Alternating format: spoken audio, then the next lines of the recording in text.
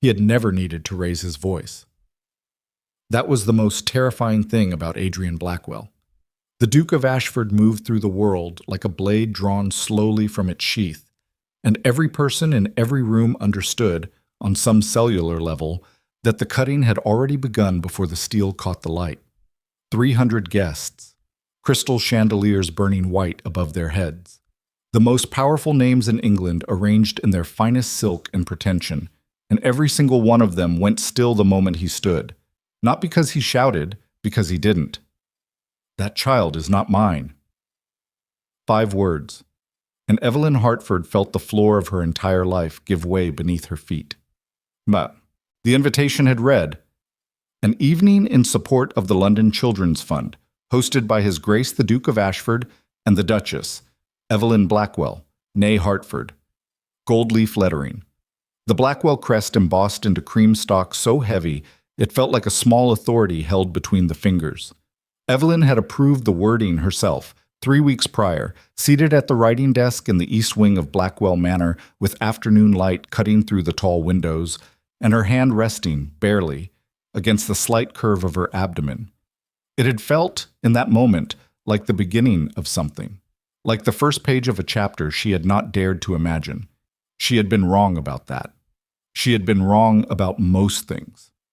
The Ashford Charitable Gala was held annually at Carrington House, a palatial property the Blackwell family had maintained for precisely this sort of occasion, large enough to contain the whole of fashionable London, formal enough to remind them all of their place within it. By 8 o'clock the rooms were full. Lord and Lady Pemberton near the South Colonnade, deep in conversation with 2 members of Parliament whose names Evelyn could never keep straight. The Countess of Harwick holding court in the blue anteroom, her laughter designed to carry.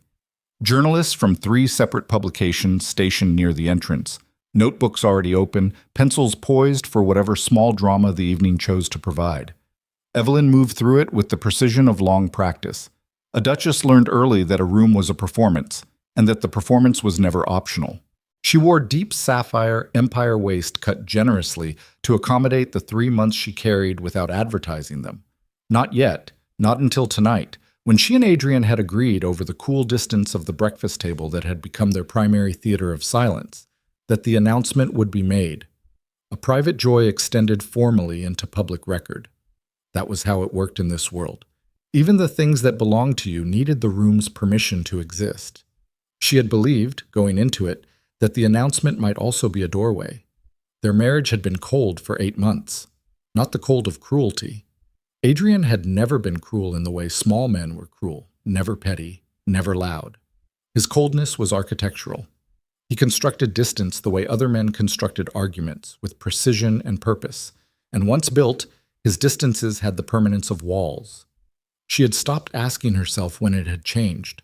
She only knew that the man who had stood beside her at the altar 2 years ago, still cold then, still controlled, but looking at her with something she had mistaken for the beginning of warmth, was not the man who now occupied the east wing while she occupied the west, and exchanged daily pleasantries across a breakfast table that might as well have been an ocean. She had thought, a child. A child would be the thing that crossed that ocean. She understood now what hope cost when it was wrong. The announcement was scheduled for 9:15, between the third course and dessert, when the wine had done its work and the room was at its most receptive. Evelyn had spent 40 minutes with the event coordinator that afternoon reviewing the sequence.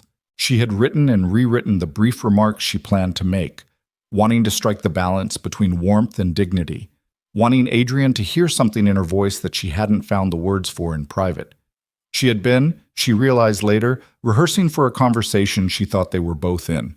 She had been the only one in that conversation. Adrian had been in an entirely different room. He arrived at 7:50, which was precisely on time, which was always the case. Adrian Blackwell did not arrive early because early suggested eagerness, and he did not arrive late because late suggested disorganization. He arrived exactly when he was expected to and moved through the room with the unhurried authority of a man who had never needed to angle for attention because attention had always simply oriented toward him, the way a compass needle could not help but find north.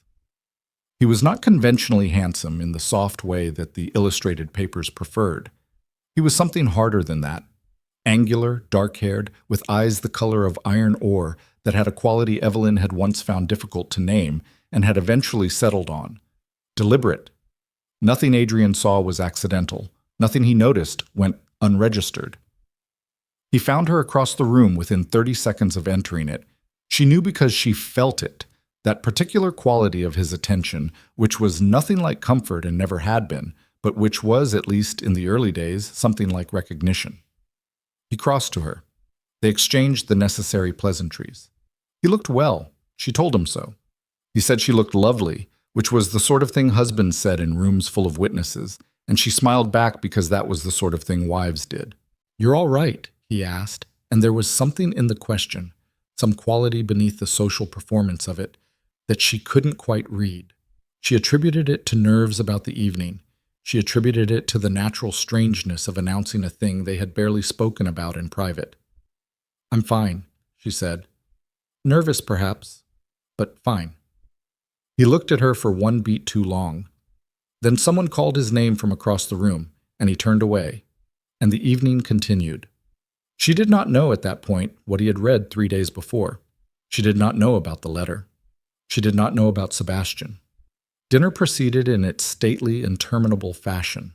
Evelyn sat at Adrian's right, which was her place, and made the expected conversation with Lord Forthingham on her other side, a genial antiquarian who wanted to discuss Roman road systems and couldn't understand why no one else did. She let him. She watched the courses arrive and depart. She watched Adrian across the table talk to Lady Worthington with the clipped courtesy he extended to everyone, revealing nothing, giving nothing, and she watched his hands. She had always watched his hands. They were one of the things about him that occasionally cracked the surface of the man, the slight tension in the jaw that his face never quite showed, the way his fingers pressed briefly flat against the table when something was said that required restraint. And she thought his hands tonight were not quite right. She thought, tonight will be different. She thought, after tonight, things will change. At 9:13, she touched his arm lightly and said, "It's almost time." He looked at her. Something moved through his face, not emotion exactly, but the shadow of a decision already made. She didn't know how to read it. She filed it under nerves and turned back toward the room. At 9:15, the gentle percussion of silverware on crystal brought the room to attention. The event coordinator gestured to Evelyn. She rose. She was 2 sentences into the remarks she had rehearsed, speaking about the year behind them, the work of the charitable fund, the gratitude she and His Grace felt for the generosity of those assembled, when she felt the change in the room. Not a sound, an orientation. The way 300 heads will move almost involuntarily toward a single point of gravity. She turned. Adrian had risen. He was standing at the head of the table, and he was looking at her with those iron-gray eyes, and there was nothing readable in his face. Not rage, not grief, not regret. It was the expression of a man who has already calculated every angle of a problem and is now executing the solution. The room had gone very quiet. "Before my wife continues," he said, and his voice carried without effort, the way it always did, "there is a matter of accuracy that requires addressing." Evelyn's heart stopped. That was the only honest account of it. It stopped, then restarted on entirely different terms. "I am told," Adrian said, and every syllable was measured, "that I am to celebrate the impending arrival of an heir this evening." A pause. The pause of a man who understands precisely how silence works. "I will not be doing so." The room made no sound. Even the musicians stationed in the far corner and professionally invisible had ceased their quiet undercurrent. "That child," Adrian said, holding Evelyn's gaze across the length of the table, across the ruin of everything, "is not mine." The chandelier light fell on 300 faces.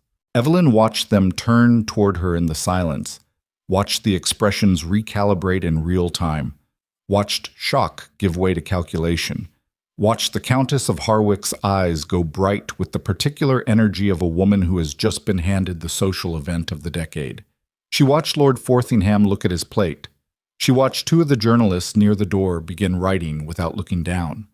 She stood at the head of the Carrington House dinner table in deep sapphire, with her child 3 months along inside her and the whole of London looking at her, and she thought, with a clarity that surprised her, "So this is what destruction feels like from the inside. Not fire, ice." She did not cry. She would not give the room that. Whatever was breaking inside her. And something structural, something she suspected she would be digging out of herself for years. It was not going to break where 300 witnesses could record it and discuss it over coffee in the morning. She was Evelyn Hartford before she was Evelyn Blackwell. And Evelyn Hartford had learned at 17, in a drawing room in Somerset, while her father's solicitor read the terms of the family's financial ruin aloud, that the body's impulse toward visible collapse was a luxury the powerless could not afford. She set her glass down.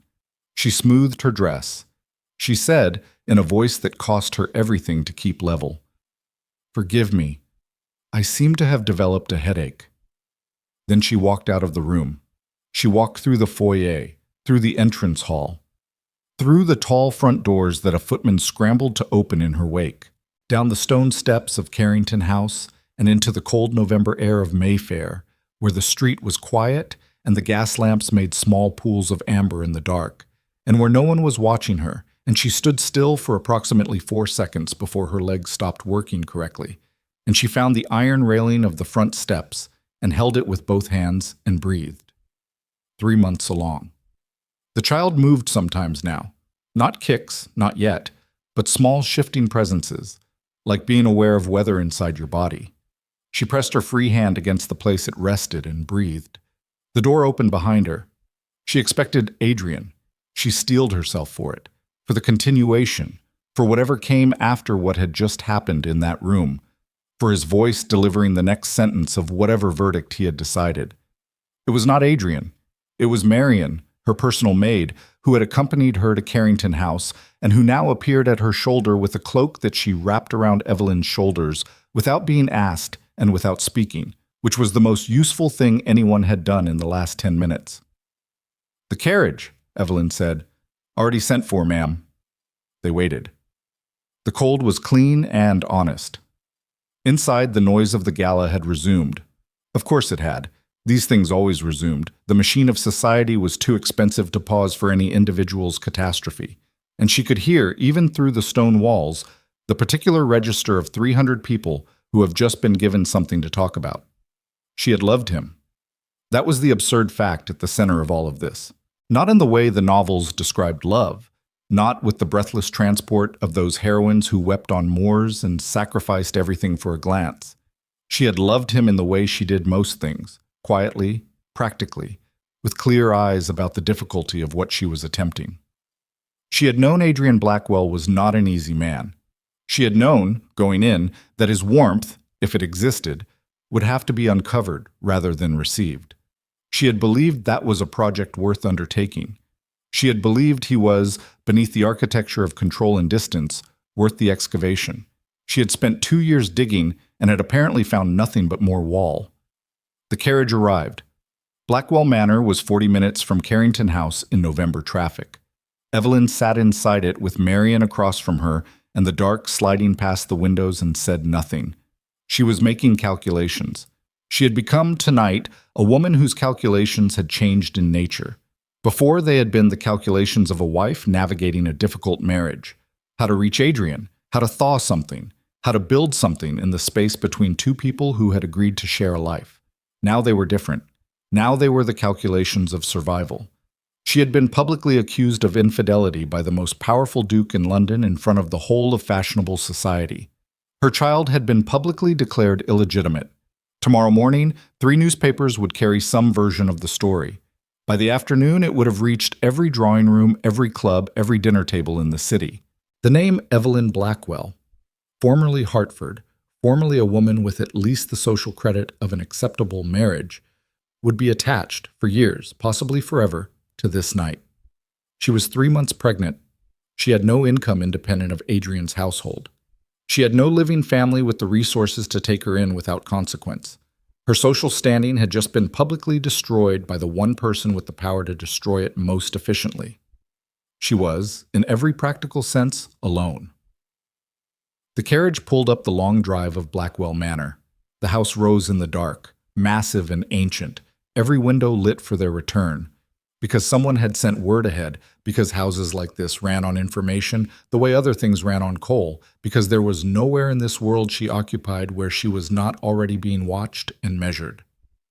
She stepped down from the carriage and looked up at the facade and thought, I am trapped here, not by law, not by force, but by the slower machinery of circumstance.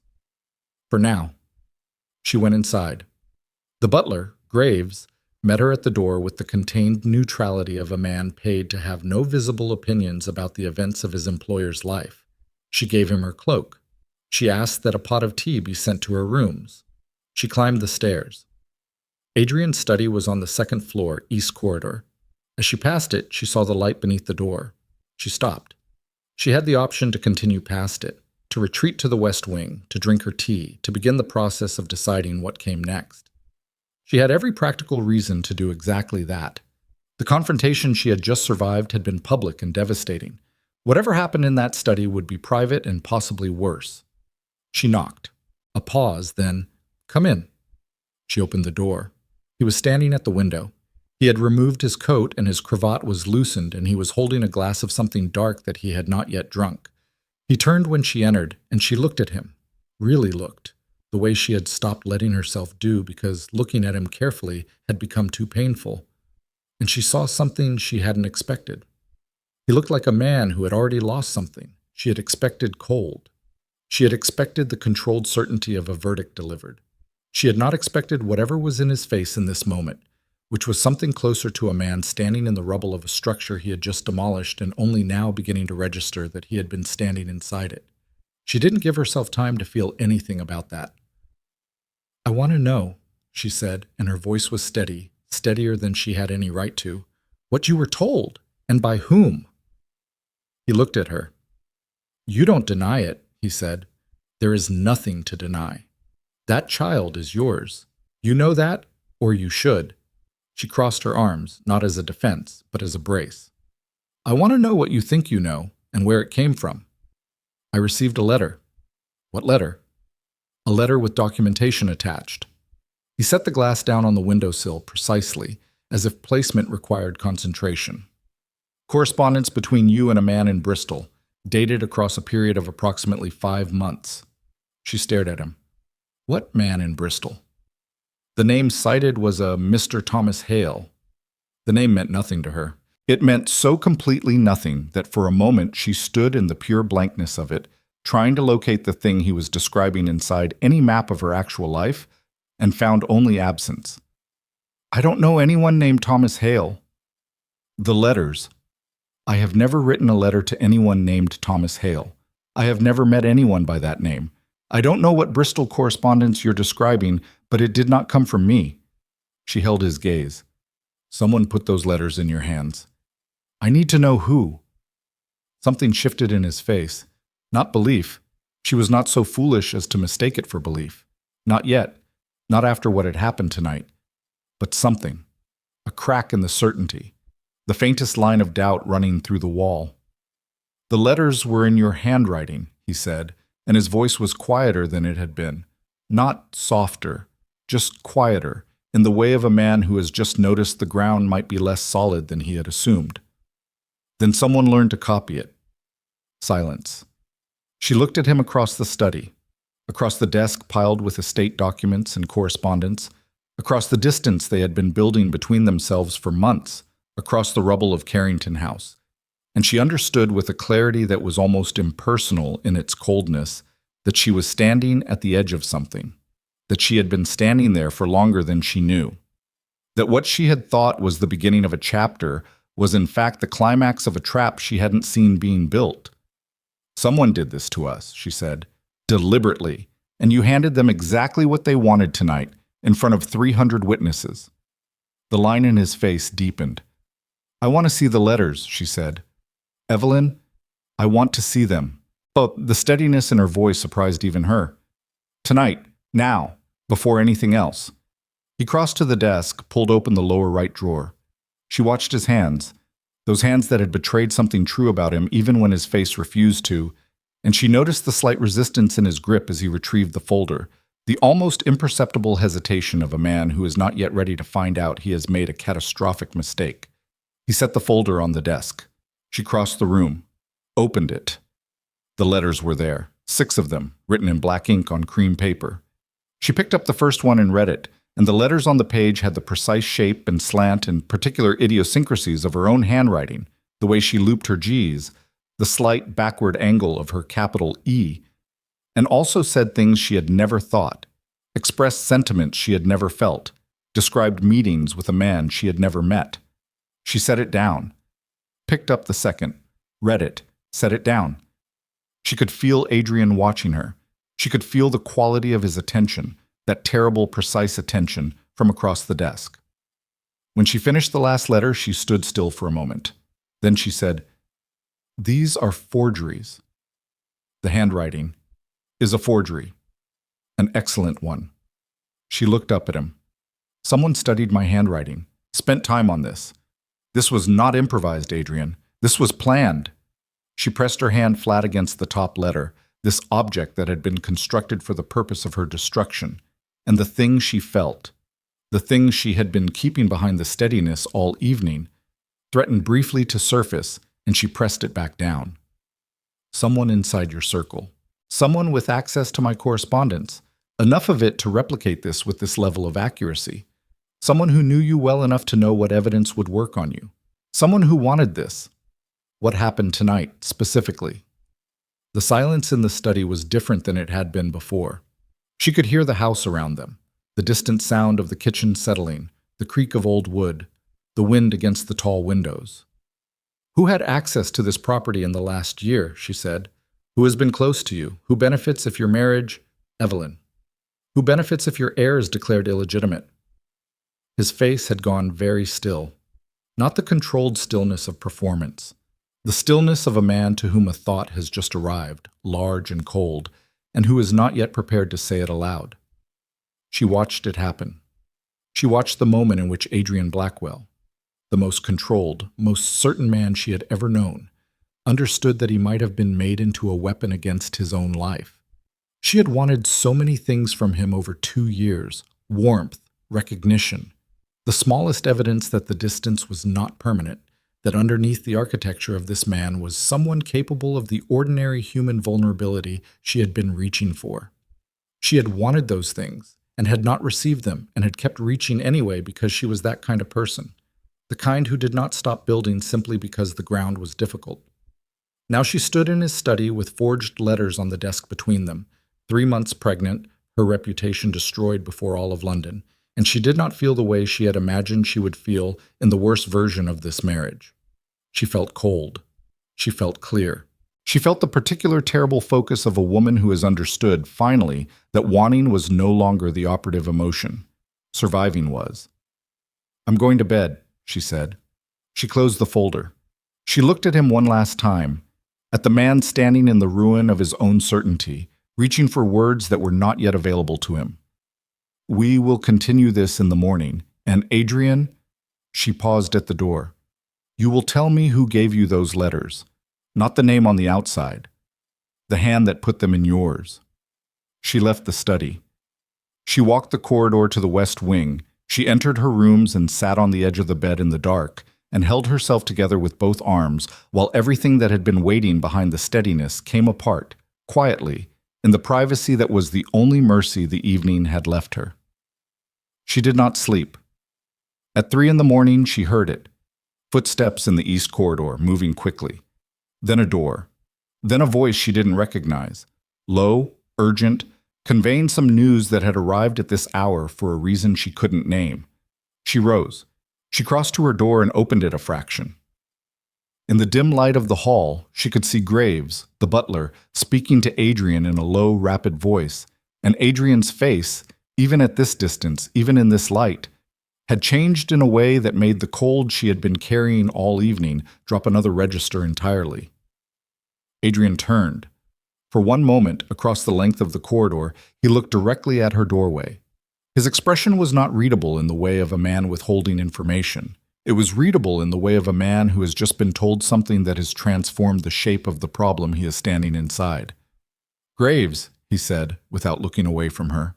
Send for the magistrate. A pause. Tonight.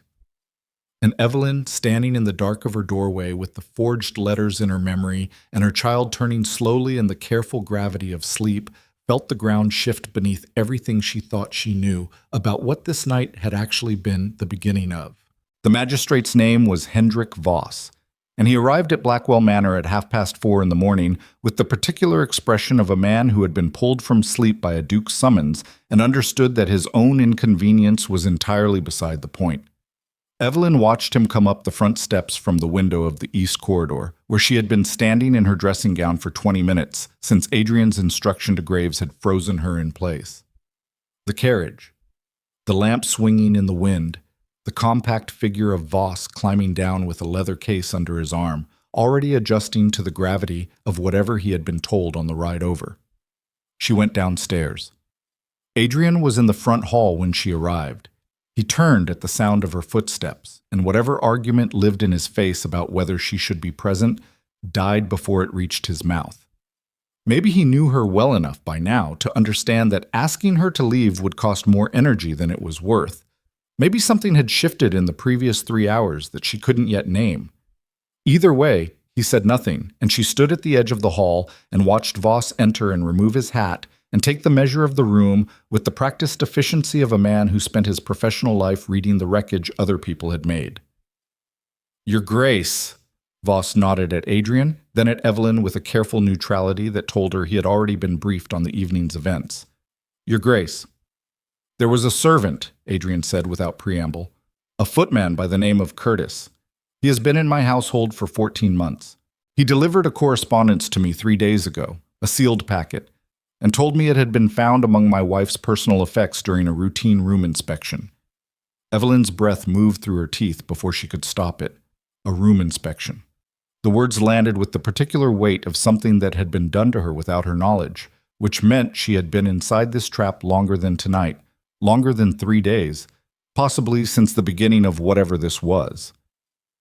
"I want to know," Adrian continued, "who gave Curtis that packet. And I want to know where Curtis is now because he did not report for his evening duties, and his room in the servants' quarters has been cleared."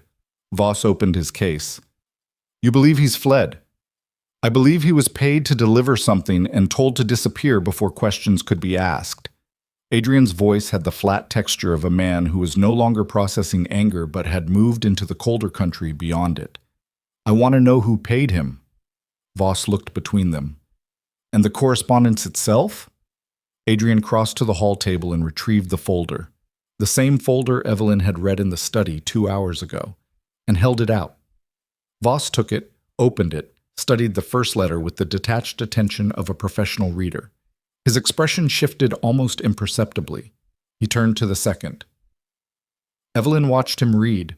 She watched the small movements of his eyes, the slight pause at the third letter where the forger had been most audacious, the passage describing a meeting at a specific Bristol address. She had the peculiar experience of watching a stranger read evidence of things she had never done and finding that it produced, beyond the obvious outrage, a colder emotion, something closer to a naturalist observing a mechanism. Someone had done this very deliberately. Someone had taken a great deal of time. "These are well constructed," Voss said finally. "They're forgeries," Evelyn said.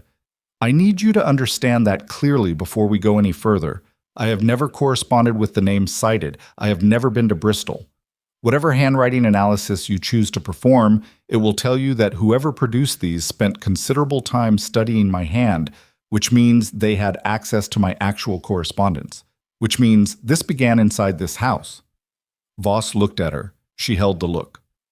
"I don't doubt you, Your Grace," he said, and she couldn't tell if that was professional courtesy or something genuine, and decided it didn't matter. "But establishing forgery will require time and a specialist. What I can do tonight is issue a warrant for Curtis and begin tracing the chain of delivery." He closed the folder. "Is there anyone in your household, Your Grace," this directed at Adrian, "who had both the proximity to the Duchess's correspondence and a material interest in damaging your marriage?" The silence that followed had weight. Adrian stood by the window. The pre-dawn dark was still absolute beyond the glass. He stood with his hands clasped at his back and his shoulders carrying the controlled tension of a man who had arrived at a name and was not yet willing to say it in front of a magistrate. "I'll need a list of household staff," Voss said, "and anyone who has visited this property in the last 12 months. You'll have it by morning." Adrian turned from the window. "Tonight, I want Curtis found." Voss left an hour before sunrise. Evelyn went back upstairs. She did not sleep. By 10 the following morning, London knew everything. The morning papers ran 3 variations on the same story, each one slightly more embellished than the last. The most restrained, a single column in the Illustrated Chronicle, confined itself to the basic account that at the Ashford Charitable Gala on the previous evening, the Duke of Ashford had publicly disputed the legitimacy of his wife's unborn child. The least restrained, a full-page broadside that someone was already selling on Fleet Street by 9 o'clock, used the word scandal 7 times in 12 paragraphs and included a small illustration of Carrington House that served no informational purpose except to anchor the geography of disaster. Evelyn read all of them. She read them sitting at the writing desk in the West Wing, with her tea going cold beside her, and Marian standing nearby with the careful stillness of a woman who understood that her presence was required, but her commentary was not. She read them with the same cold precision she had brought to the forged letters, parsing the language, measuring the damage, calculating the shape of what she was now standing inside. She had known it would be bad. She had not quite anticipated the texture of it, the specific combination of sympathy and condemnation that the papers managed simultaneously, the way they expressed concern for the Duchess while ensuring that the question of her guilt remained vivid and unresolved. It was a particular skill, that. The ability to wound while appearing to grieve the wound. She set the last paper down. "Marian," she said, "what is the staff saying?" Marian hesitated. "I'm not asking you to betray confidences. I'm asking you to tell me what I need to know." A beat. "They're frightened, ma'am. The lower staff. The footmen especially. 2 of them gave notice this morning." "Because of what happened last night." "Because of the magistrate, ma'am. And because—" Another pause. "There's talk about who might have had access to your rooms." Evelyn looked at her. "Who?" "It's only talk." "Marian." The maid's eyes came up, direct and unhappy. "The name being said is Mr. Whitmore." Whitmore. Adrian's personal secretary, a thin, precise man of 40 who had been in the Blackwell household for 11 years, who managed correspondence and schedules and the 1,000 administrative threads of a duke's daily life, who had access to every room in this house, in a manner that Evelyn had always found deliberately unremarkable in the way of someone who had chosen to be overlooked. "Has anyone said this to His Grace?" Evelyn said. "Not that I know of, ma'am." She rose from the desk. Speak out. She found Adrian in the library. He was not reading. He was standing at the large center table with documents spread before him, the kind of deliberate, organized spread that meant he had been at it for hours. And when she entered, he looked up with the expression of a man who had been expecting this and had not yet decided how to receive it. "Whitmore?" she said. His jaw tightened. "You've already thought of it," she said. "I'm not going to—" "Adrian." She crossed the room and stopped at the opposite side of the table, the documents between them like the architecture of everything they hadn't said to each other for 8 months. "I'm not asking you to condemn a man you've trusted for 11 years.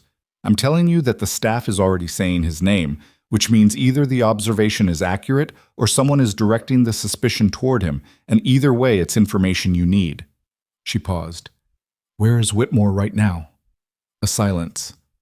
Adrian looked down at the documents, and she watched him the way she'd watched him since the beginning, reading the things his face wouldn't say, looking for movement in the architecture.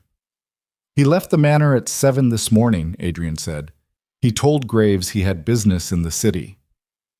"Does he usually conduct city business without informing you first?" Another silence. Longer this time. "No," he said. She let that sit. She watched him absorb it, watched the particular internal motion of a man whose model of his own life is being revised in real time, the resistance and the yielding that happened simultaneously in his face. "The packet Curtis delivered," she said. Who knew you well enough to know that a forged letter scandal would work on you? Who knew your specific fears, your specific, she chose the next word carefully, vulnerabilities? His eyes came up, cold and direct, and carrying something underneath the coldness that she recognized. With a pang she immediately suppressed, as the particular pain of a man who has been trusted and betrayed in the same breath by the same person. Someone who has managed your correspondence for 11 years, she said. Someone who has read every letter you've ever sent and received.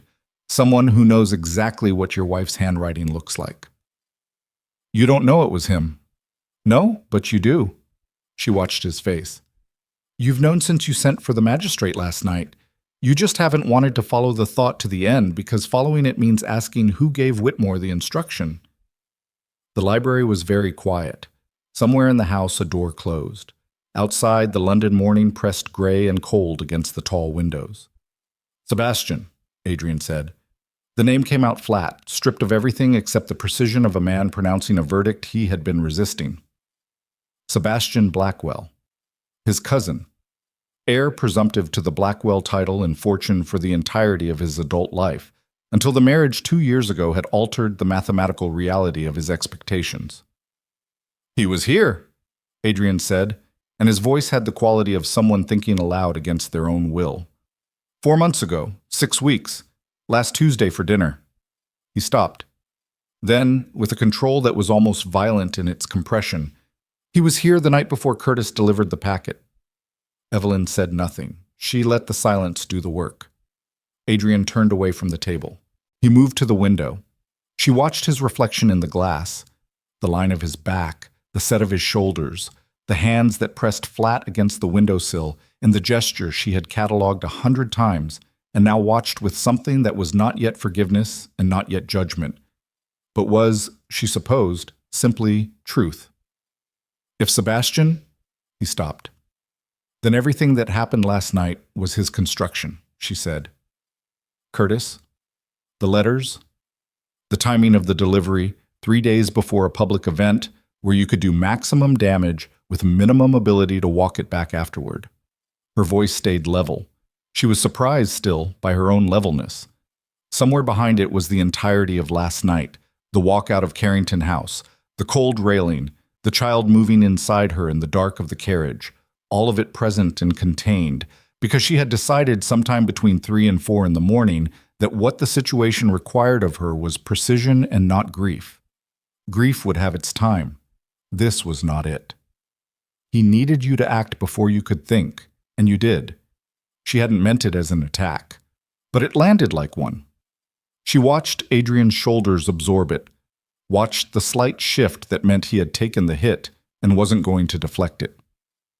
I did, he said. The 2 words in the glass of the window, his reflection not looking at her. I need to find Whitmore, he said. Yes. And I need to speak to Sebastian. Yes. He turned from the window. He looked at her across the library, across the documents, across the distance, across everything, and his face in this light had shed some of the architectural control, not all of it, maybe never all of it, but enough that she could see the man beneath the Duke, which was a thing she had spent 2 years searching for and was now looking at without any of the tenderness she might once have felt, because that tenderness had been publicly executed at Carrington House, and its survival was not something she was prepared to guarantee. Evelyn. He stopped.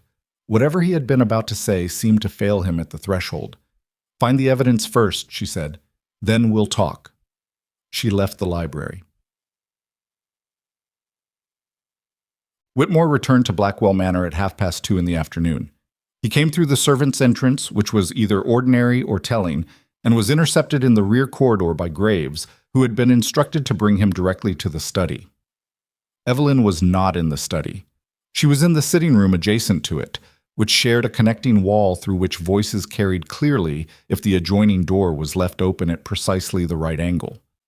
She had established this geography herself, carefully, the previous month, for no reason she had admitted to herself at the time. She sat with a book she wasn't reading and listened. Adrian's voice first, very quiet. Close the door, Whitmore. The sound of the door. Sit down. A pause. Then, in the careful register of a man who has not yet decided what story he's telling. Is something wrong, Your Grace? I want you to tell me about the packet you gave to Curtis 3 days ago. The silence that followed had a different quality than ordinary silence. It had the texture of a decision being made in real time. I don't know what you... Don't. Adrian's voice dropped, and even through the wall, the weight of it was physical. I have known you for 11 years. I know exactly what your composed voice sounds like, and I know what your stalling voice sounds like, and I am telling you that the next sentence out of your mouth needs to be true, because I am currently deciding whether to involve the magistrate before or after this conversation. Another silence. Longer. Then, very quietly. He said it was the only way to protect the family. Evelyn's hand tightened on the book. He said the woman would bleed the estate, that she'd already started, that you couldn't see it because... Whitmore stopped. Because what? Adrian said. Because of how you felt about her. The sitting room held very still. Evelyn did not breathe. He showed me the letters, Whitmore continued, and his voice had the collapsed quality of a man surrendering weight he has been carrying too long. Not the forged ones, real ones, he said. Correspondence that proved she had been in contact with this man in Bristol. I thought... A pause. I believed him. He's your family, Your Grace. I've served this house since before you inherited it. When he said the Duchess was a threat to the Blackwell line, You helped him. Adrian's voice had not risen. It was, if anything, quieter. You gave him access to her rooms. You gave him samples of her correspondence. And you put that packet in Curtis's hands. Whitmore said nothing. Did you know, Adrian said, and each word was separated from the next with the precision of a man who is not sure he wants the answer but will have it anyway, that the letters were forged? A very long pause. I began to suspect, Whitmore said, approximately 10 days ago, there was a quality to the paper that seemed inconsistent. I thought about coming to you. His voice frayed at the edges. I told myself I had to be wrong. The book in Evelyn's hands was held so tightly that her fingers had gone white. You told yourself, Adrian said, because the alternative was understanding what you had done. Silence. Get out of this house. The words were quiet and absolute and final in the way of a door closing on something that would not reopen. You will not be prosecuted tonight. Tomorrow that may change. Do not go to anyone connected to Sebastian Blackwell. Do not leave London. If I find that you have done either of those things, I will make sure the full weight of what happened last night is attached to your name in every newspaper that ran this story this morning. Do you understand me? Yes, Your Grace. Get out. Evelyn sat motionless in the sitting room and listened to the door open and Whitmore's footsteps retreat down the corridor, and then the silence of the study, which was the silence of a man standing alone in the ruin of things he had trusted, and she understood, sitting there with the book in her white-knuckled hands, that they had just crossed from suspicion into confirmation. Sebastian Blackwell had built this, piece by piece, letter by letter, using the tools of proximity and trust. He had used a man who loved this family to destroy it. He had used Adrian's own pride as the mechanism of execution, had calculated precisely how a proud and private man would respond to evidence of betrayal without stopping to ask whether the evidence was real. He had known Adrian well enough to know that the public announcement would happen before the questions, that the damage would be done before the defense could be mounted. He had known Adrian better than Evelyn had.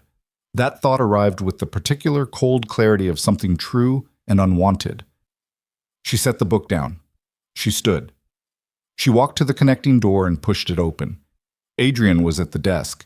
He looked up when she entered, and his face, that controlled architectural face, had the look of a structure that has passed its load limit, not collapsed, holding, but only just. She stood in the doorway. I heard. He didn't ask how, he just looked at her, and after a moment he said, I need to find Sebastian tonight. I know. Evelyn. He stopped. His hands were flat on the desk. She watched them. What I did last night, not tonight, she said. The firmness in her voice surprised her, but she held it. Whatever that conversation is, it is not tonight's conversation. Tonight you need to find your cousin before he understands that Whitmore has talked, because the moment he does, the sound that cut her off was not inside the house. It came from the front, a commotion in the drive, raised voices, the specific agitation of the gate staff dealing with something they hadn't expected. Adrian moved first. She followed him to the front window. In the drive below, under the cold gray afternoon light, a carriage had stopped at an angle that suggested urgency rather than arrival.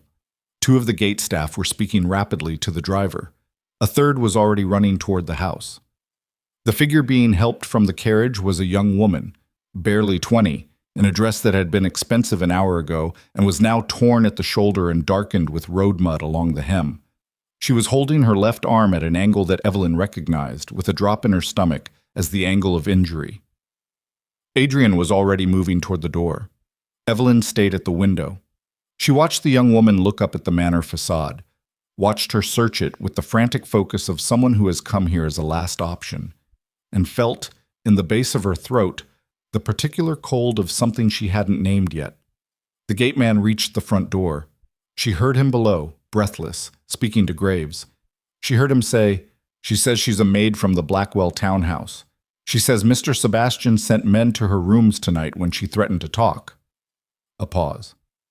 "She says she knows what he did to the Duchess. She says she was there when the letters were written." Evelyn turned from the window, and in the corridor below, Adrian stopped walking. Her name was Clara Marsh, and she was 19 years old, and she sat in the Blackwell Manor parlor with her injured arm cradled against her chest and told them everything in the flat, emptied voice of someone who has already decided that the consequences of speaking are preferable to the consequences of silence. She had been a parlor maid at the Blackwell townhouse on Grosvenor Street for 8 months.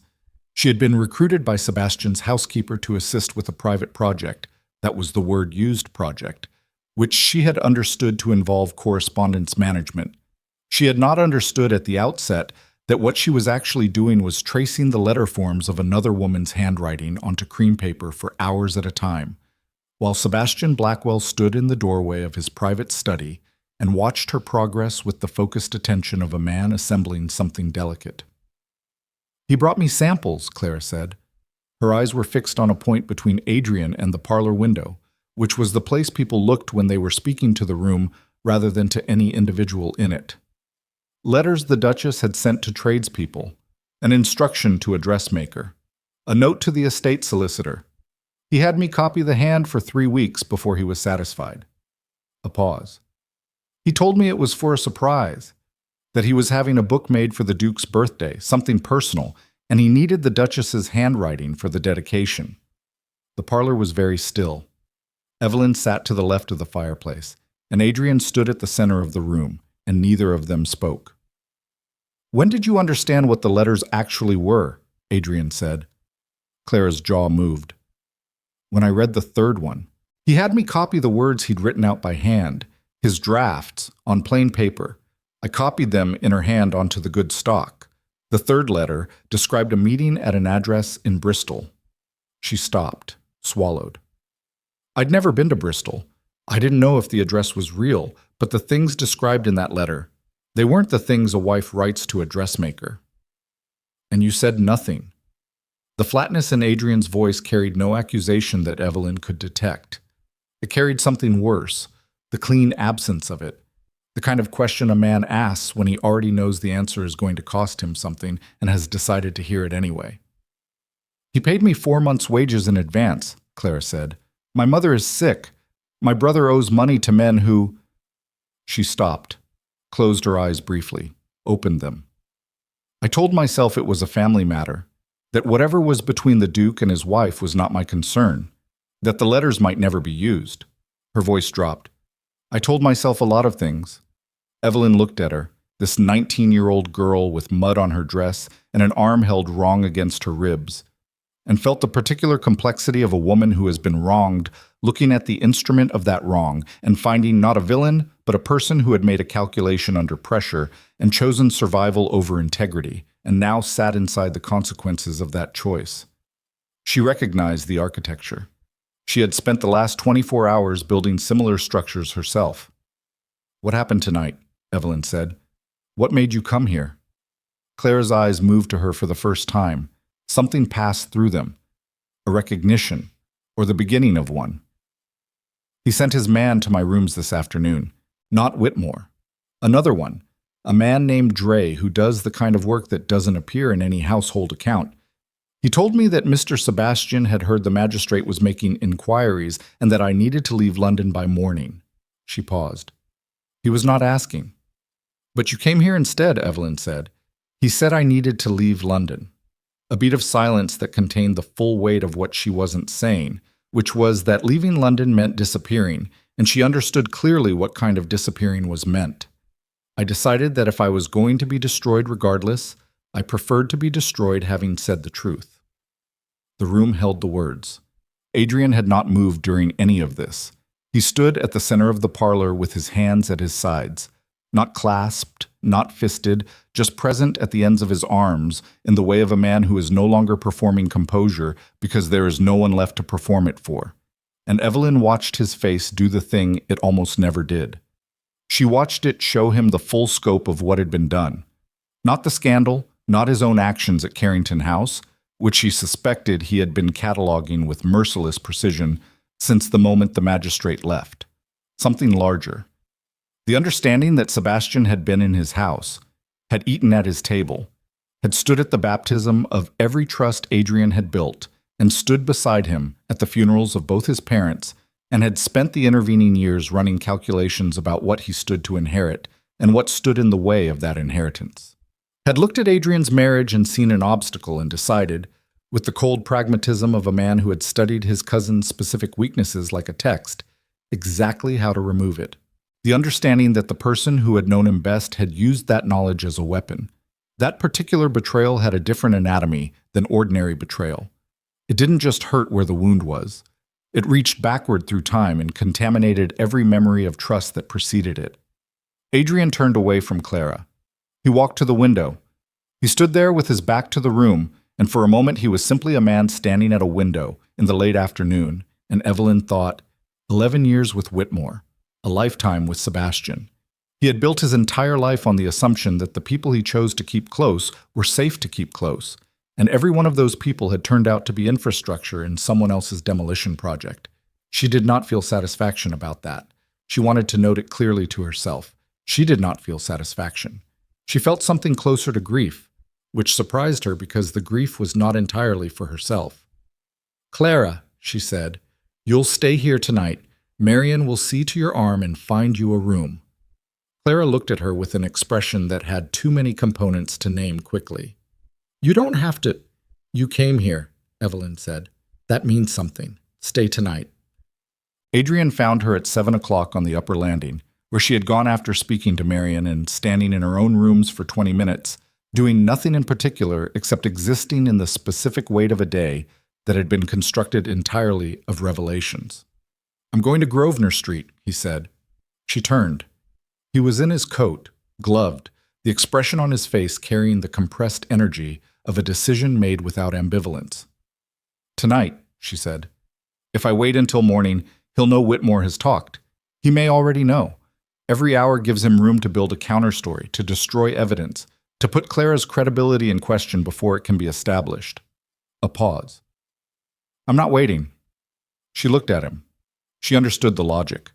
She also understood that the man in front of her had been running on the fuel of controlled fury for the last 18 hours and was about to walk into a confrontation with the person who had most precisely understood how to undo him, and that precision was still a live threat. "Take Graves," she said, "and someone else. Don't go alone." Something crossed his face, not quite surprise, something adjacent to it. The specific small shock of being considered by someone who had every right not to. "I'll be back before midnight," he said. She nodded. He turned. "Adrian?"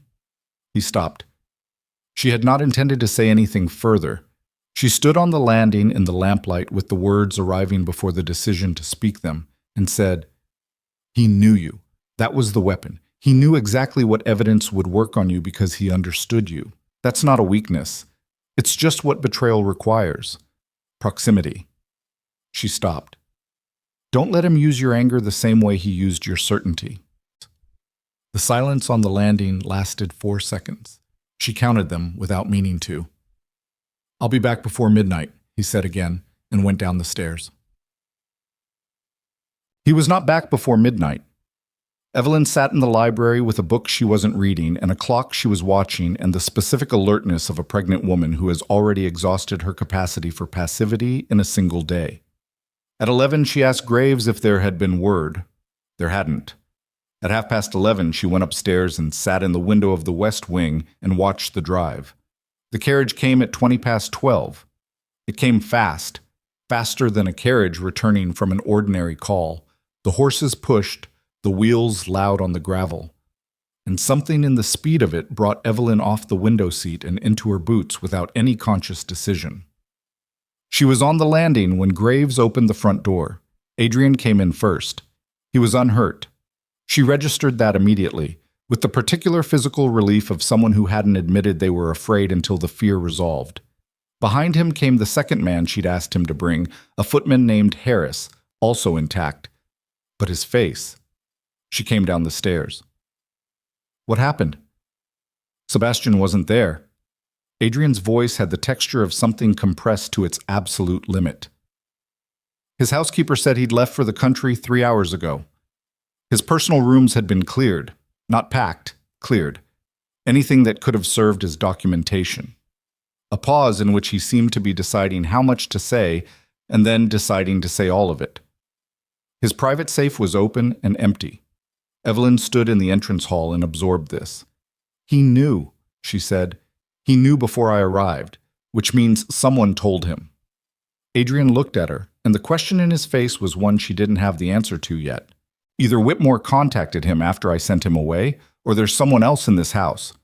Or someone watched Clara come here, she said it quietly. If Dre was watching her rooms to make sure she left, and instead she came here, then Sebastian knew within an hour that she'd talked. Adrian's jaw tightened, which means he's been moving since this afternoon. She stood with the cold of that moving through her. Sebastian had built this over months with patience and precision, and the first sign that his structure was coming apart had triggered an immediate evacuation. He hadn't panicked. He had executed a contingency, which meant there had always been a contingency, which meant he had never expected this to go perfectly. He had expected some version of exposure and had planned for it. "He's not running," she said. "He's repositioning." Adrian looked at her. Running means abandoning the goal. Repositioning means finding another angle. She held his gaze. He doesn't just want the scandal. The scandal was a means. What does he actually want? What does he need that he still doesn't have? The answer arrived in Adrian's face before he spoke it. "The child," he said.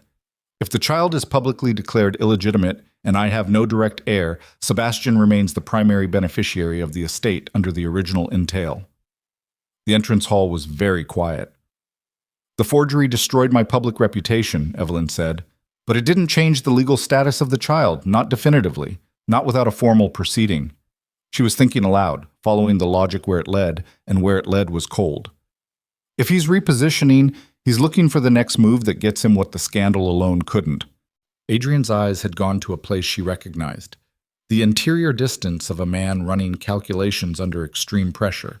She watched it happen and felt, in her chest, the physical sensation of a woman who has just understood that the danger she is standing in is not behind her. "I need to contact my solicitor tonight," Adrian said. "Yes." "And Voss?" "Yes." She paused. "And Adrian, Clara, whatever she's offered to testify, get it in writing tonight, before morning, before Sebastian can find a way to make her reconsider." He looked at her. That look again. The one from the landing, the specific small shock of being met clearly by someone who wasn't required to. "I'll do it now," he said. Nah. She was in her rooms at 2 a.m. when Marian knocked and entered with the expression of someone carrying information they would have preferred not to carry. "Ma'am, Clara is asking to speak with you." Evelyn set down the letter she had been composing to her solicitor, her own solicitor, not Adrian's, a distinction she had decided was no longer optional, and went down the corridor. Clara was sitting up in the guest bed with her arm properly bandaged now, and her face carrying the hollowed look of someone who had cried themselves empty and come out the other side into something harder. She looked, in the lamplight, older than 19. "I need to tell you something I didn't say in front of the Duke," Clara said. Evelyn sat in the chair beside the bed. "When Sebastian had me writing the letters," Clara said, "there was a night, about 3 weeks before they were delivered, when he came to the study while I was working, and he was not alone. There was a man with him, a visitor I'd not seen before. Sebastian introduced him as a business associate, which was strange because it was past 11 and the house should have been settled." She paused. "They spoke for a few minutes about the letters. The visitor read one of them over my shoulder without asking. Sebastian told him the timeline, when the packet would be delivered, when the public occasion would occur, when the maximum damage would be done." Evelyn was very still. "The visitor said one thing I remember precisely," Clara said. "He said, 'And the woman, you're certain she won't simply leave?' Sebastian said, 'She has nowhere to go. That's been managed.'" Clara looked at her. "I didn't understand what that meant then. I thought it meant your finances, your family situation." A pause. "I think I understand it differently now." Evelyn sat in the chair beside this young woman in the small hours of the morning and felt the architecture of the trap she was standing in achieve its full visible shape. Not just the scandal, not just the forgery. The isolation had been managed, her ability to leave, to run, to find ground elsewhere. That had been part of the plan. She was meant to be here, inside this house, inside this marriage, with nowhere else to go. The scandal had not been designed to drive her away. It had been designed to hold her in place while the legal and financial mechanisms that would strip both her and the child of any claim were assembled around her. "The visitor," Evelyn said. "Did you hear a name?" "Not a full name. Sebastian called him Aldous." Evelyn turned the name over. It meant nothing to her yet. It would mean something. She would make it mean something. "Thank you," she said to Clara. "Get some sleep." She walked back to her rooms. She sat at the writing desk. She looked at the half-finished letter to her solicitor and then set it aside and took a fresh sheet of paper and began to write something different. She wrote clearly, in her own hand, the real hand, the one that couldn't be forged well enough to fool someone who knew it. And she wrote the full account of everything: Carrington House, the letters, Whitmore's confession, Clara's testimony, the name Aldous, the phrase "that's been managed," and the shape of what she now understood was not a domestic scandal, but a coordinated campaign with legal and financial objectives that extended beyond a single public humiliation. She wrote it as evidence. She wrote it as if someone would read it in a court. She was halfway through the second page when she heard it. Not a sound from inside the house, but from outside. From the direction of the East Drive, a horse moving at a pace that was wrong for 2 in the morning. Too fast for someone arriving. Too deliberate for something accidental. She went to the window. The drive was dark. The gas lamps at the gate made their amber circles in the cold. She could see nothing, and then she could... A figure, mounted, already past the gate, moving up the drive toward the manor with the purposeful speed of someone who had not come to knock. And behind the rider, just visible at the edge of the gate lamp's reach, a second horse. Then a third. They were not guests. Evelyn turned from the window. She moved into the corridor with the document still in her hand and shouted for Graves with a volume she had never previously used inside this house, and the sound of her own voice, raw, stripped of every social calibration, carrying nothing except urgency, was so unlike herself that it felt, in that moment, like the sound of someone she was only now meeting, the woman she was going to have to become to survive what was coming. Graves reached the corridor 30 seconds after Evelyn called for him, which meant he had not been asleep, which meant something in the house had already registered that the night was wrong before she saw the riders. 3 men on horseback, she said. East Drive, coming fast. Graves didn't ask questions. He turned and moved with the particular controlled urgency of a man who had served this house long enough to understand that the distance between an unasked question and a dead employer was exactly the length of time the question took. He went down the back stairs. She heard him calling names. She went back to the window. The riders had reached the front forecourt. They had not stopped at the entrance. They had gone around the east side of the manor toward the stables and the service entrance, which told her they either knew the property well or had been given a map of it. She pressed her hand flat against the cold glass and watched the darkness where they had disappeared and felt, in the floor of her chest, the specific fear of a woman who understands that the threat is not theoretical anymore. She was still standing there when Adrian's door opened at the end of the corridor. He came out in shirt sleeves, no coat, a lamp in one hand, and the expression of a man dragged from a desk rather than a bed. He had not been sleeping either. He saw her face. "Writers," she said. "3. They went around the east side." He set the lamp on the hall table and moved past her to the window.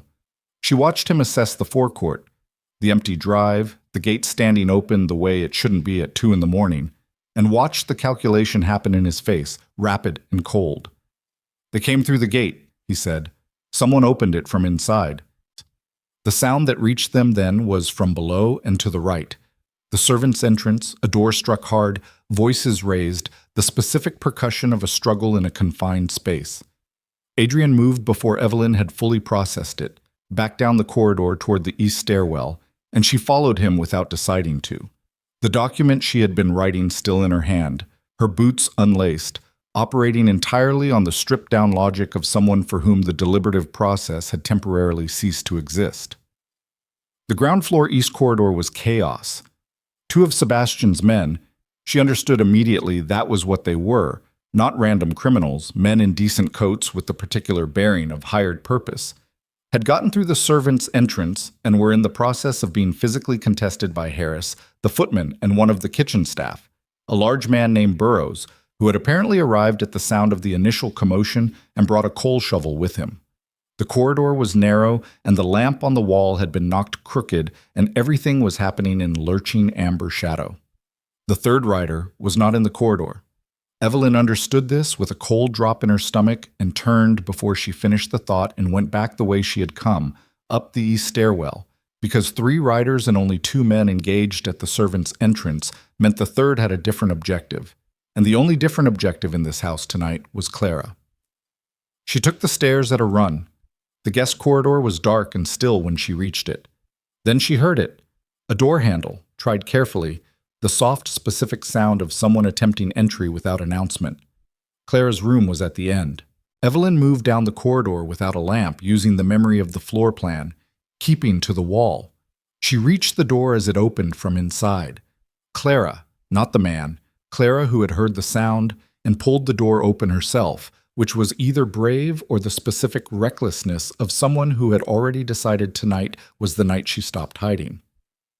The man in the corridor was Dre. She knew it before she saw his face, just from the shape of the stillness he held. The practiced patience of a man who had done this particular kind of work before and had learned to move like part of the architecture until the moment he didn't. He was looking at Clara. He had not yet registered Evelyn to his left. She hit him with the lamp table.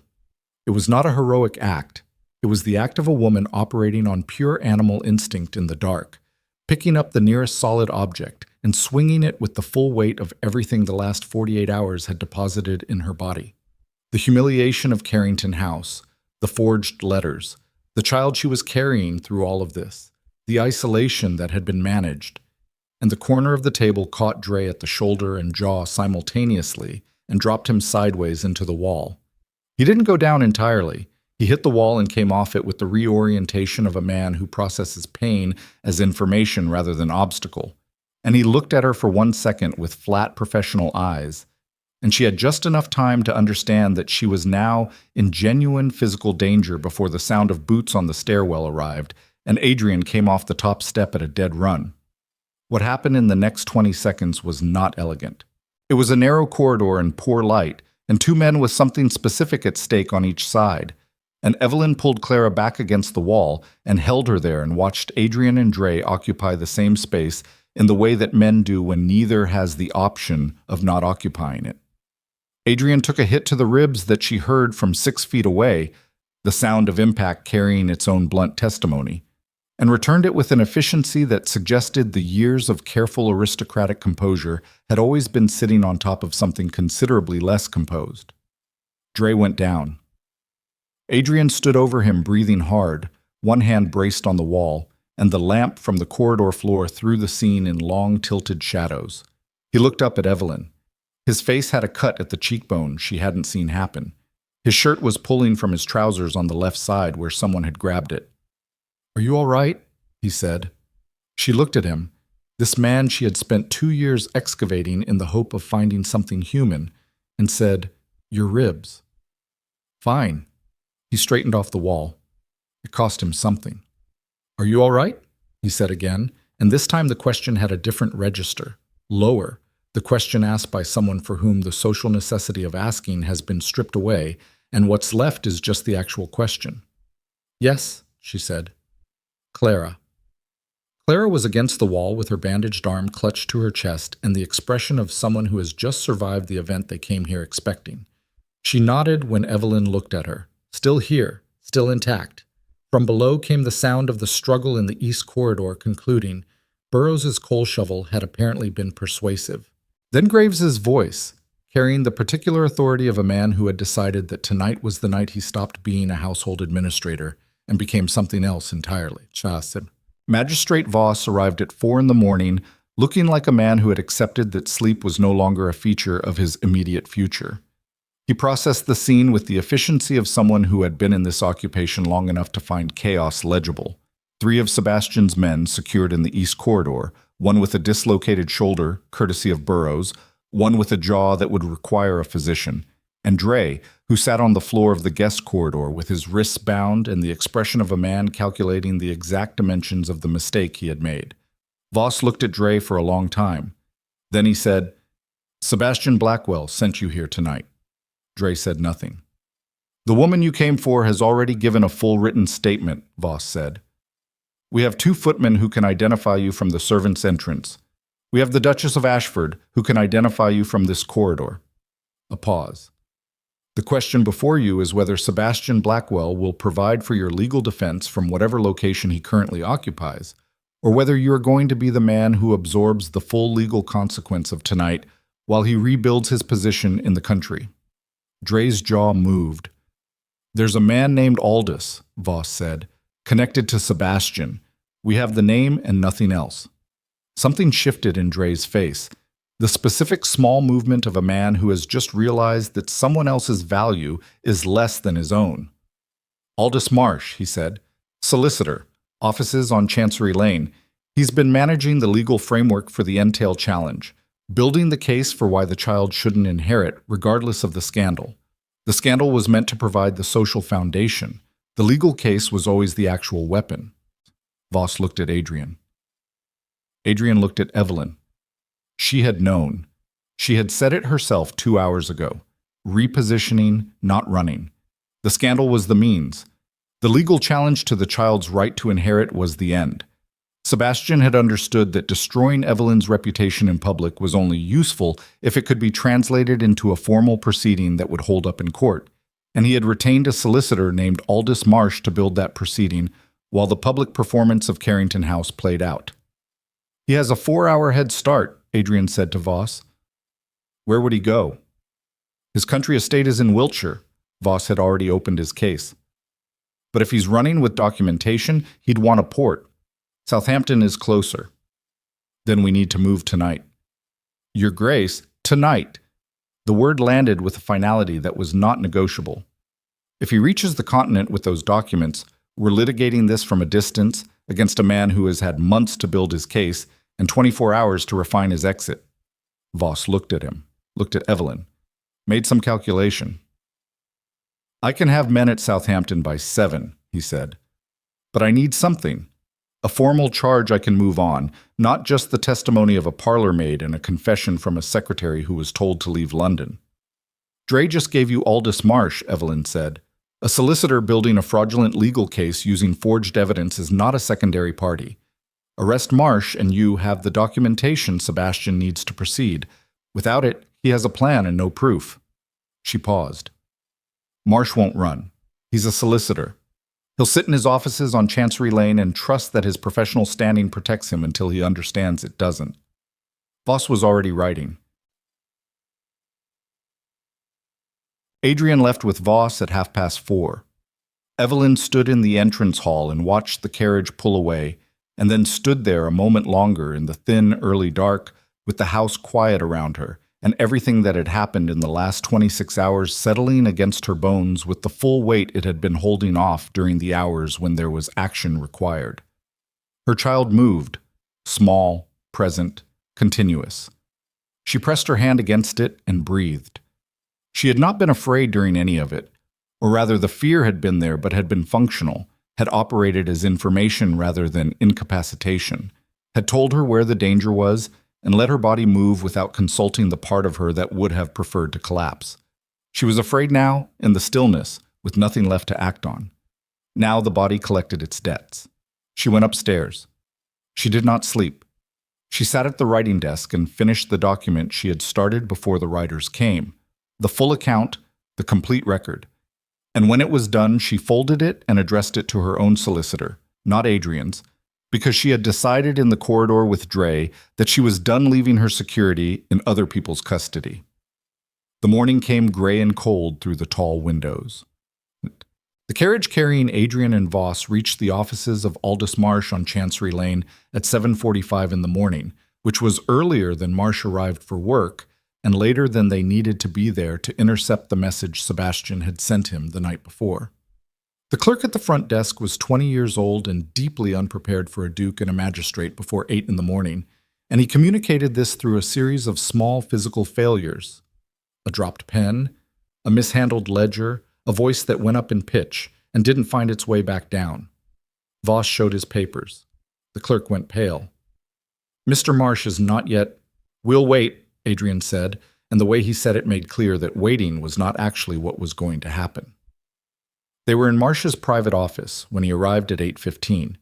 He came through the door with his coat still damp from the November air and registered the two men waiting for him with the professional composure of a solicitor who has spent 30 years encountering situations that required rapid recalibration. He recalibrated visibly. A single blink, a slight adjustment of his grip on the briefcase, and then settled into the neutrality of a man deciding what story he was in. "Your Grace," he said, "this is—" "Your client Sebastian Blackwell sent 3 men to my home last night," Adrian said. "One of them has already given your name in a formal statement to the magistrate. I'd like to know what's in that briefcase." Marsh looked at the briefcase. A tell.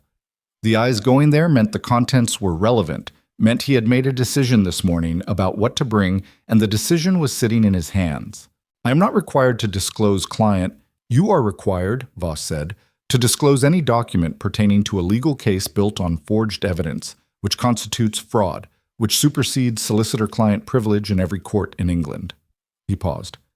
"Open it, or I will open it with a warrant, which I can have in 2 hours, during which time you will wait in this room."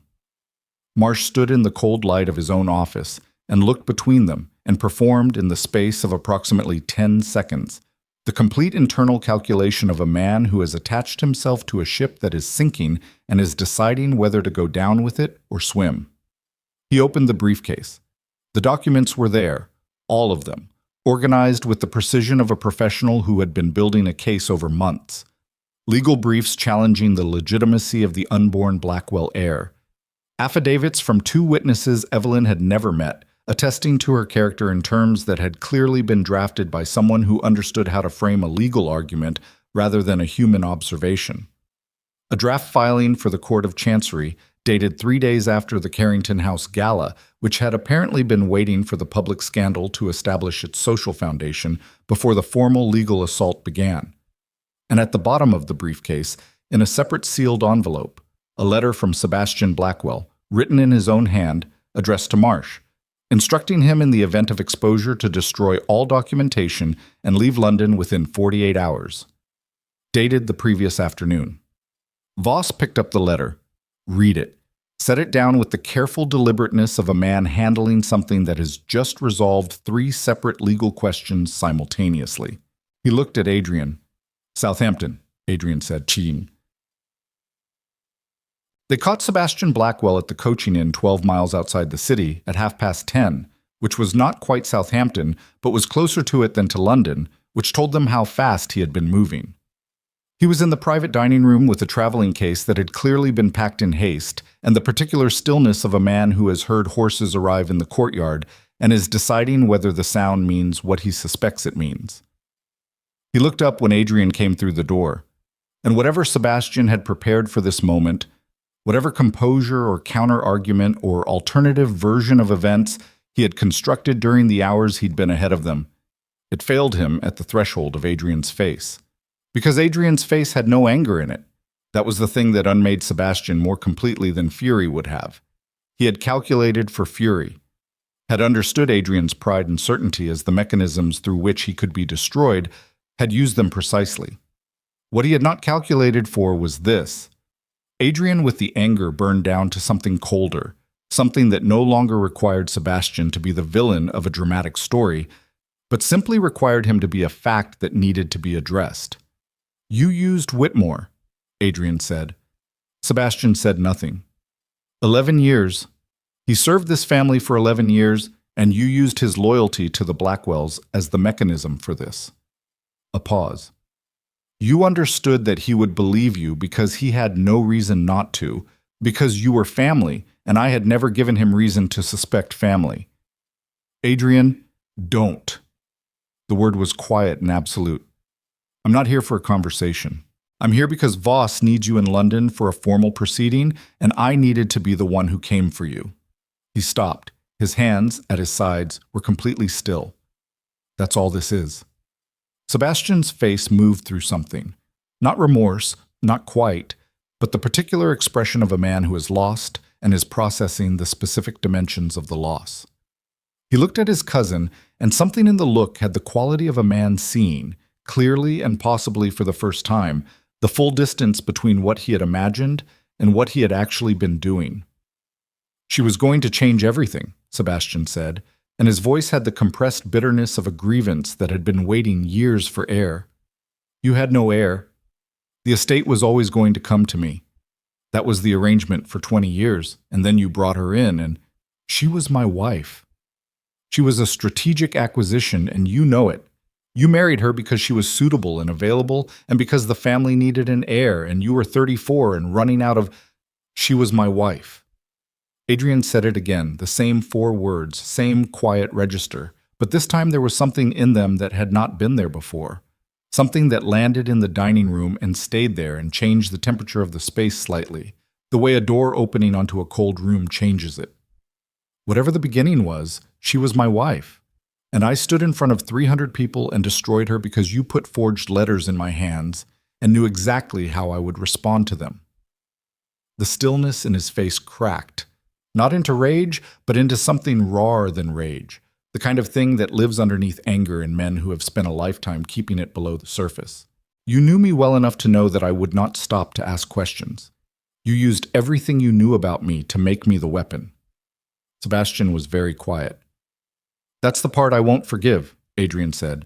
Not the scheme, not the ambition, that you looked at what I was, my certainty, my pride, the particular way I've always chosen to be unquestionable, and you decided that was the handle. That's what you can't give me back. Voss stepped into the room behind him. Sebastian looked at the magistrate, looked back at Adrian, and in his face, in this roadside dining room with the November light coming flat through the window, was the expression of a man who had finally arrived at the destination his choices had been building toward for months and found it smaller and colder than the imagination of it had been. He stood. I'll come without a scene, he said. The voice of a man who has decided that dignity is the only remaining thing to manage. Yes, Adrian said, you will. They were on the road back to London at noon. Adrian sat across from Voss in the carriage with the Chancery Lane documents in a case on the seat beside him, and the gray English countryside moving past the window, and the sense, for the first time in 48 hours, that the immediate emergency had a boundary, that there was ground ahead that wasn't actively collapsing. It did not feel like victory. He had expected it to feel like something, and it felt like the end of physical exertion. The moment after the body stops running, when the legs register what they've been doing and the breath comes back in full, and what arrives is not triumph, but simply the awareness of where you are now and the full accounting of what got you here. He had stood at Carrington House and destroyed her. That was the fact underneath everything else. Sebastian had provided the instrument and the opportunity, and had known exactly how to position the deception, but the hand that had done the destroying was Adrian's own. The words had come out of his mouth. He had chosen the public moment, had understood its maximally damaging potential, and had used it with all the precise authority of a man who had never once in his life been uncertain about his own judgments. He had been so certain. He looked at the road ahead and understood, with the particular intimacy of a man who has had to look directly at himself, that the thing Sebastian had used against him was not a weakness in the way a flaw in a wall is a weakness. It was the structure itself, the certainty, the pride that had always felt like strength because no one had ever successfully challenged it until it was turned around and aimed at the one person who had been trying, quietly, for 2 years, to find the human being underneath it. He needed to get back to her. That was the most immediate fact. He needed to get back. And what happened after that was not going to be simple, and he no longer had any right to expect it to be. And the man who had once considered that kind of complexity beneath his concern was going to have to become something different if anything that mattered was going to survive. The carriage hit a rut in the road. He braced against it and looked out the window and counted the miles. He was still counting them when the outrider they had sent ahead of the main party came back at a gallop. Voss saw it first. He leaned to the window. His expression changed. "Something's wrong," he said.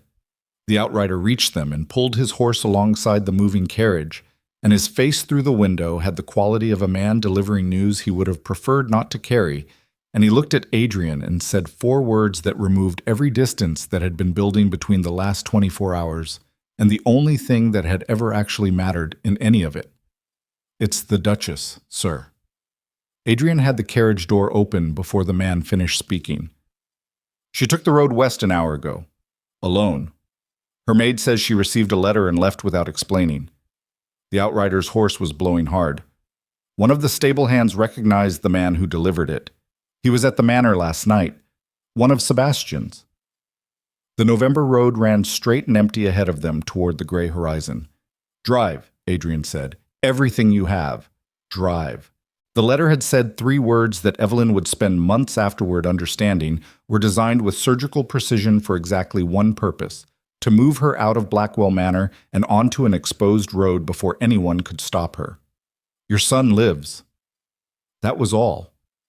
Written in a hand she didn't recognize, on plain paper with no seal, delivered by a man who had been at the manor the previous night as one of Sebastian's instruments.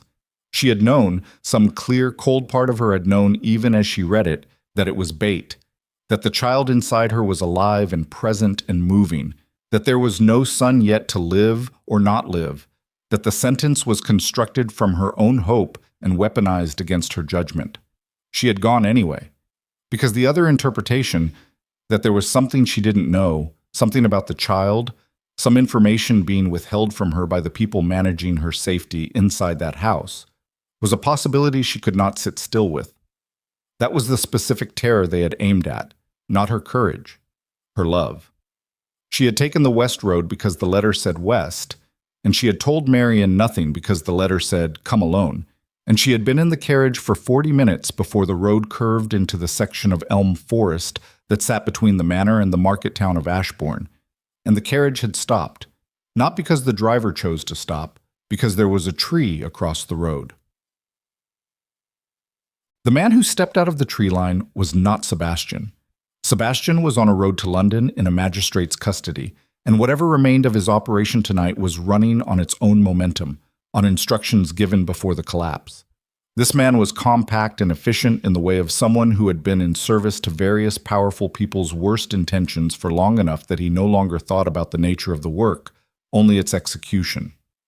He had 2 others with him. Evelyn's driver was dealt with quickly. Not killed, she registered that with a kind of desperate precision.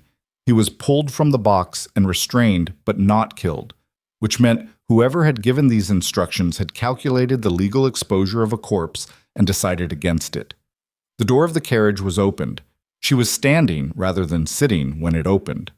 She had heard the tree hit the road and had used the 30 seconds of confusion to get upright and pick up the only object in the carriage with any weight to it, which was the wooden document box she had brought with her, containing the full written record she had completed in the early hours of the morning. The man looked at her standing there with a document box, and something passed through his face. Not respect exactly, but the professional acknowledgement of a variable he had not planned for. "Step out," he said. "No." He looked at her for a beat. "Ma'am." I said no. Her voice was steady in a way she did not entirely understand, because the rest of her was not steady. Her heart was doing something complicated in her chest, and the child inside her had gone very still in the way she had come to recognize as its response to her own adrenaline, as though it were reading her body's signals and adjusting accordingly. She looked at the man in the door and made the only calculation available to her. She was 3 months pregnant and alone on a road in a November forest, and there were 3 of them, and they had already neutralized her driver. The document box was not going to resolve this. "What does Sebastian want?" "He wants the document you're carrying." She looked down at the box in her hands. Of course, Dre had told Voss about Aldous Marsh and the legal case, which meant Sebastian, getting the news in whatever roadside location he'd been occupying when everything began to collapse, had understood that the Chancery Lane documents were not the only record in existence. Evelyn had been writing all night. Someone had seen the light under her door or seen her seal an envelope, and Sebastian had understood that a woman who had spent the last 26 hours documenting everything was more dangerous to him than Clara's testimony alone. He had sent for the box. "Give it to us," the man said, "and you can go back to the manor." She looked at him. She thought about the child. She thought about what surviving tonight actually required, and what it cost, and what it would cost to let these men take the box and return to the manor with nothing except her own continued physical presence. She thought about the woman she had been at Carrington House 2 nights ago, standing at the head of that table with everything collapsing around her, choosing not to cry because crying was the luxury of the protected. And she thought about the woman she had been last night, hitting Dre with a lamp table in a corridor, operating entirely on instinct and fury and the specific energy of someone who has decided that passivity is no longer available as an option. She thought, there is a version of surviving tonight that is not this. She threw the box, not at the man, into the tree line, hard, with both hands, sending it into the dark of the forest where it struck something and the latch gave and pages scattered white against the black ground. The man swore and turned, and in the second he was turned, she was out the other door of the carriage, the one that faced the road ahead rather than the tree line, and she was moving. She was not fast. She was 3 months pregnant on a dark road in November in unlaced boots, and she was not fast, and she knew she wasn't fast, and the calculation she had made throwing the box was not that she would outrun them. It was that the scattered pages in the dark forest were the object they had come for, and 3 men with instructions to retrieve a document were going to spend at least 60 seconds deciding whether the document or the woman was the primary objective. 60 seconds was what she was buying. She ran. But Adrian heard her before he saw her. The carriage had been moving at the edge of what the road allowed, the driver pushing into the curves with the aggressive economy of a man who had been told to use everything he had. And the night was dark, and the elm forest was thick on either side, and he was hanging half out the window, straining against the dark, when he heard it, the specific sound of someone running on a road surface. Not the steady rhythm of a person in control, but the irregular, urgent percussion of someone running, because the alternative is worse. He was out of the carriage before it stopped. She came out of the dark at a dead run, and hit him, and he caught her. Both arms, all of her weight, the impact of a woman who had been moving with everything she had, and suddenly didn't need to anymore. And he held on with the grip of a man who has just been given back something he had not appreciated the value of until the arithmetic of losing it was made completely clear. She didn't make a sound. That was what undid him. She came out of the dark, and he caught her, and she held on with both hands fisted in his shirt, and she was breathing in the ragged, specific way of someone who has been running on fear for an hour. But she didn't make a sound. She was shaking. She held it anyway. 3 men, she said into his shoulder. In the forest. They wanted the document box. I threw it. He pulled back enough to look at her face. The cut on his cheekbone from the earlier corridor had dried to a dark line. He looked at her with an expression she had no prior frame for. It had never appeared in 2 years of their marriage, had never appeared in any of the controlled distances he had maintained, had never appeared even in the worst hours of the last 2 days. It was the expression of a man for whom a particular abstraction has just become entirely, irreversibly concrete. Are you hurt? He said. No. My driver. Harris is already... He stopped, looked past her at the dark of the road. Go to the carriage. Get in. Adrian, please. The word came out different from how he usually deployed words, without architecture, without the measured weight of a man who chose his language for its precision. Just the word, plain and direct, carrying the full weight of everything that had no other available form. Please go to the carriage. She went on. It was over quickly. Voss's men had been riding a minute behind Adrian's carriage, and 3 men in a dark forest who have just had their primary objectives scattered across the ground in loose pages are not at their most organized. The confrontation was brief and physical, and left one of Sebastian's men with a broken hand and all 3 of them in restraints before the forest had time to settle. Voss oversaw the collection of the scattered pages from the document box personally, moving through the tree line with a lamp while his men organized the prisoners, picking up Evelyn's handwritten account from the cold ground page by page, and assembling it with the careful attention of a man who understands he is holding something important. Adrian stood at the edge of the forest and watched and felt, in the specific silence after a thing has ended, the full weight of what the last 3 days had cost. Not just him, not the reputation or the certainty or the cousin he had trusted with 20 years of proximity. Those things were real, and they were damage, and they would take their time to process. But what he stood in the cold forest road feeling the weight of was not his own loss. It was simpler and more damaging than that. He had looked at her face when she came out of the dark. He had seen what 3 days of this had done. Not the fears. She had managed the fear, had metabolized it into action and documentation, and a document box thrown into a forest, had handled every hour of the last 3 days with a precision and resilience that still, standing here, produced in him something that took a moment to name. What he had seen in her face was not fear. It was the particular expression of a woman who had been operating alone for so long, navigating danger and betrayal and the slow-motion destruction of her public life with no one beside her, that the experience of being caught, literally caught, 2 arms in the dark, someone present and solid, had registered as a thing she hadn't been prepared for. She had not been prepared to be caught because she had stopped expecting it. He had given her that. Not Sebastian, not Whitmore, not the forged letters or the orchestrated scandal. He had given her the specific injury of a woman who no longer expected to be held, because he had spent 2 years demonstrating, with the consistent precision of a man who was excellent at distance, that he was not the kind of person who would be there when the dark road came. He had been wrong about that. He had been wrong about most things. The accounting of his own errors was not a comfortable thing to stand inside. And he stood inside it anyway, in the cold of the elm forest, because the alternative was to look away from it, and he had been looking away from things for long enough that he understood where looking away led. They reached Blackwell Manor at 2 in the morning. Evelyn did not speak on the road back. She sat across from him in the carriage with her hands in her lap, and her face toward the window, and he sat across from her and did not press her, because he understood. For perhaps the first time in their marriage he understood that there were things that did not benefit from being pressed, that silence was not always distance, that sometimes it was simply a person gathering themselves back from a long way out. He watched her reflection in the dark glass. He thought about what Sebastian had said in the Coaching Inn dining room. She was a strategic acquisition. He had not answered it, not directly, because the moment had not been about that argument.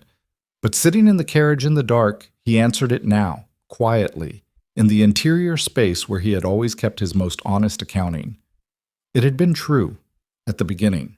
He had been 34 and the family required an heir, and Evelyn Hartford was suitable and composed, and would not embarrass him in the social theater that constituted his public life.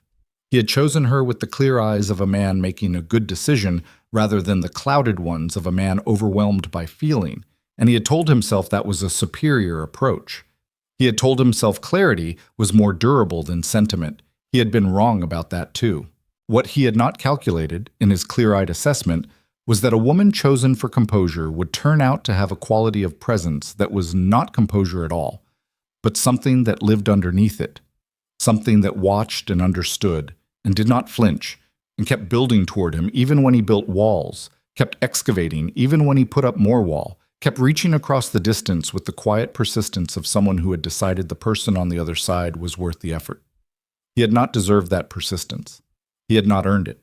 He had simply been the recipient of it and had failed to recognize what he was receiving until it was on a dark road at night with 3 men between her and the nearest safety. Blackwell Manor appeared at the end of the drive. He opened the carriage door himself. She went to her rooms. He went to his.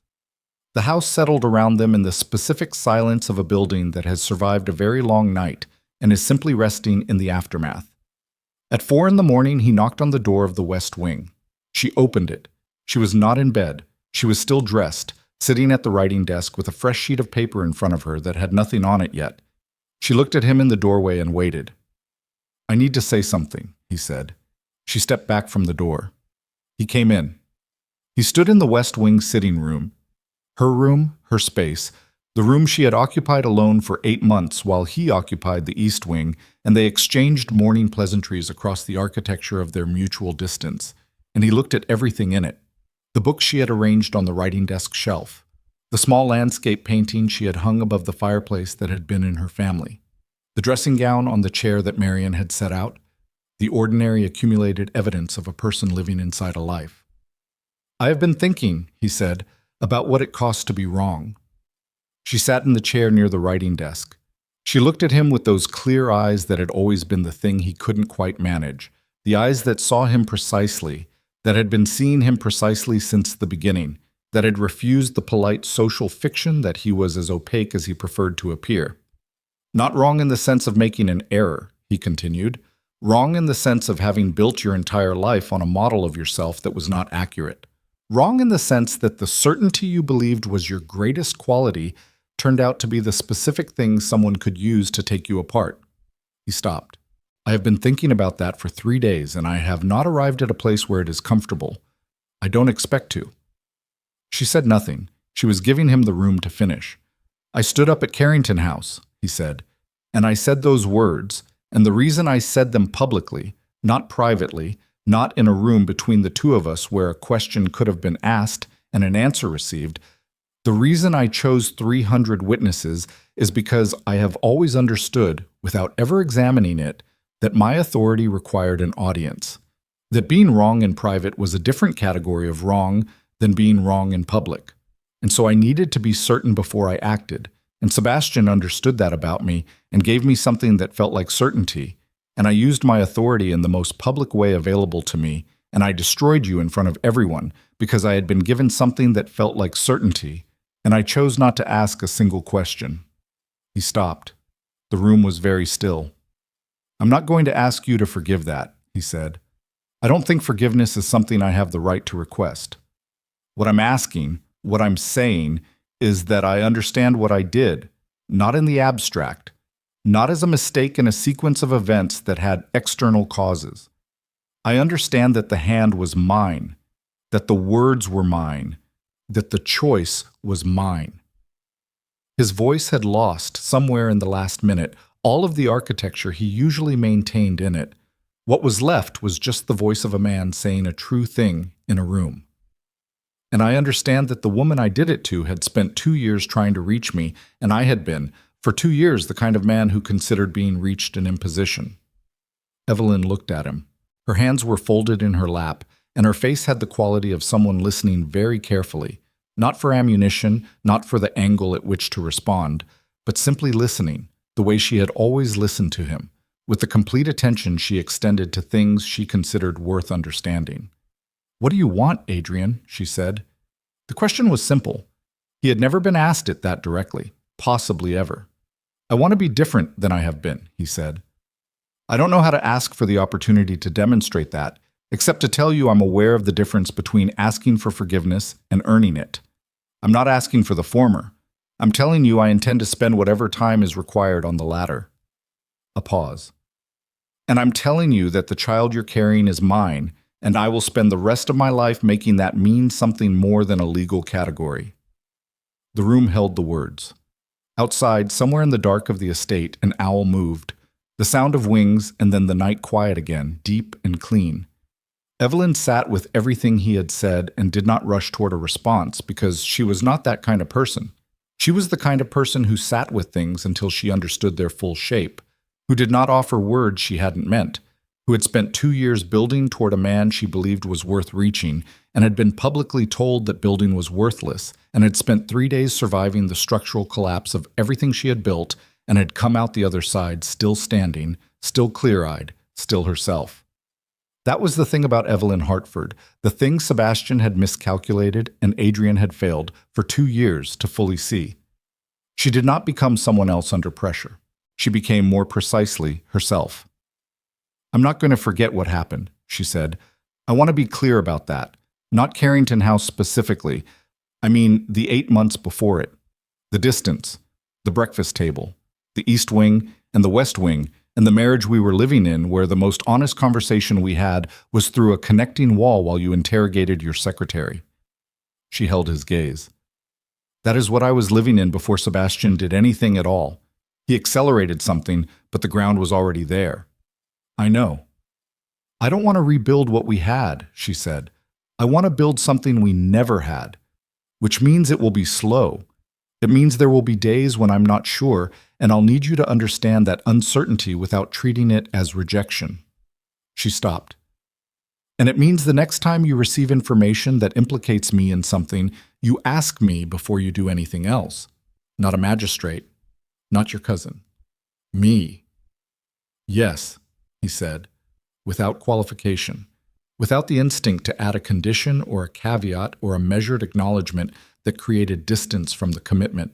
Just yes, plain and final, the word of a man who has arrived at simplicity through the long way. She looked at him for a long moment. Then she said, "Go to bed, Adrian. We'll talk more in the morning." He stood. He crossed to the door. He stopped with his hand on the frame and looked back at her, at this woman in the lamplight of the West Wing, his wife, the mother of his child, the person who had been building toward him through 2 years of walls, and who was still, improbably, present on the other side of everything. And he said, "I'm sorry." Not the formal apology of a man managing reputation. Not the managed expression of regret that he would have produced 6 months ago in a social situation requiring it. Just the 2 words, with all the weight they actually carried, from a man who had finally understood what they were for. She looked at him. In her eyes was nothing easy. No immediate absolution, no rescue from the weight of what he'd said, but something else. The specific quality of a woman who has decided to stay in a room with a hard thing rather than walk away from it. "I know," she said. He left. Sebastian Blackwell was arraigned before the Court of Chancery 6 weeks later on charges of fraud, conspiracy, and criminal harassment. The evidence was thorough. Clara's testimony, Whitmore's confession, Dre's statement, the Chancery Lane documents, and Evelyn's 40-page written account, which Voss had assembled from the scattered pages of the forest floor and which the presiding judge described, in his preliminary review, as the most meticulously constructed private record he had encountered in 30 years on the bench. Aldous Marsh surrendered his solicitor's license and cooperated fully with the prosecution in exchange for a reduced sentence. He was disbarred and fined and spent 8 months in a minimum security arrangement in Surrey, after which he retired to the coast and was not heard from professionally again. Whitmore was not prosecuted. Adrian had given him his word, and Adrian kept his word now with a different understanding of what words cost.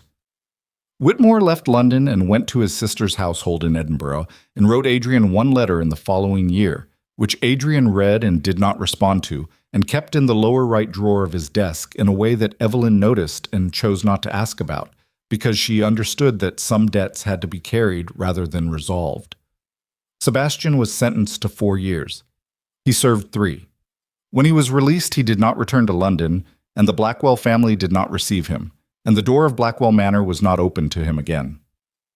He wrote once to Adrian in the 2nd year of his sentence. Adrian read the letter alone in his study and then sat with it for a long time before folding it and placing it in the same drawer as Whitmore's. He never responded. Some things, he had come to understand, did not require a response. Their existence was sufficient. Their weight was the point. The child was born in the first week of April.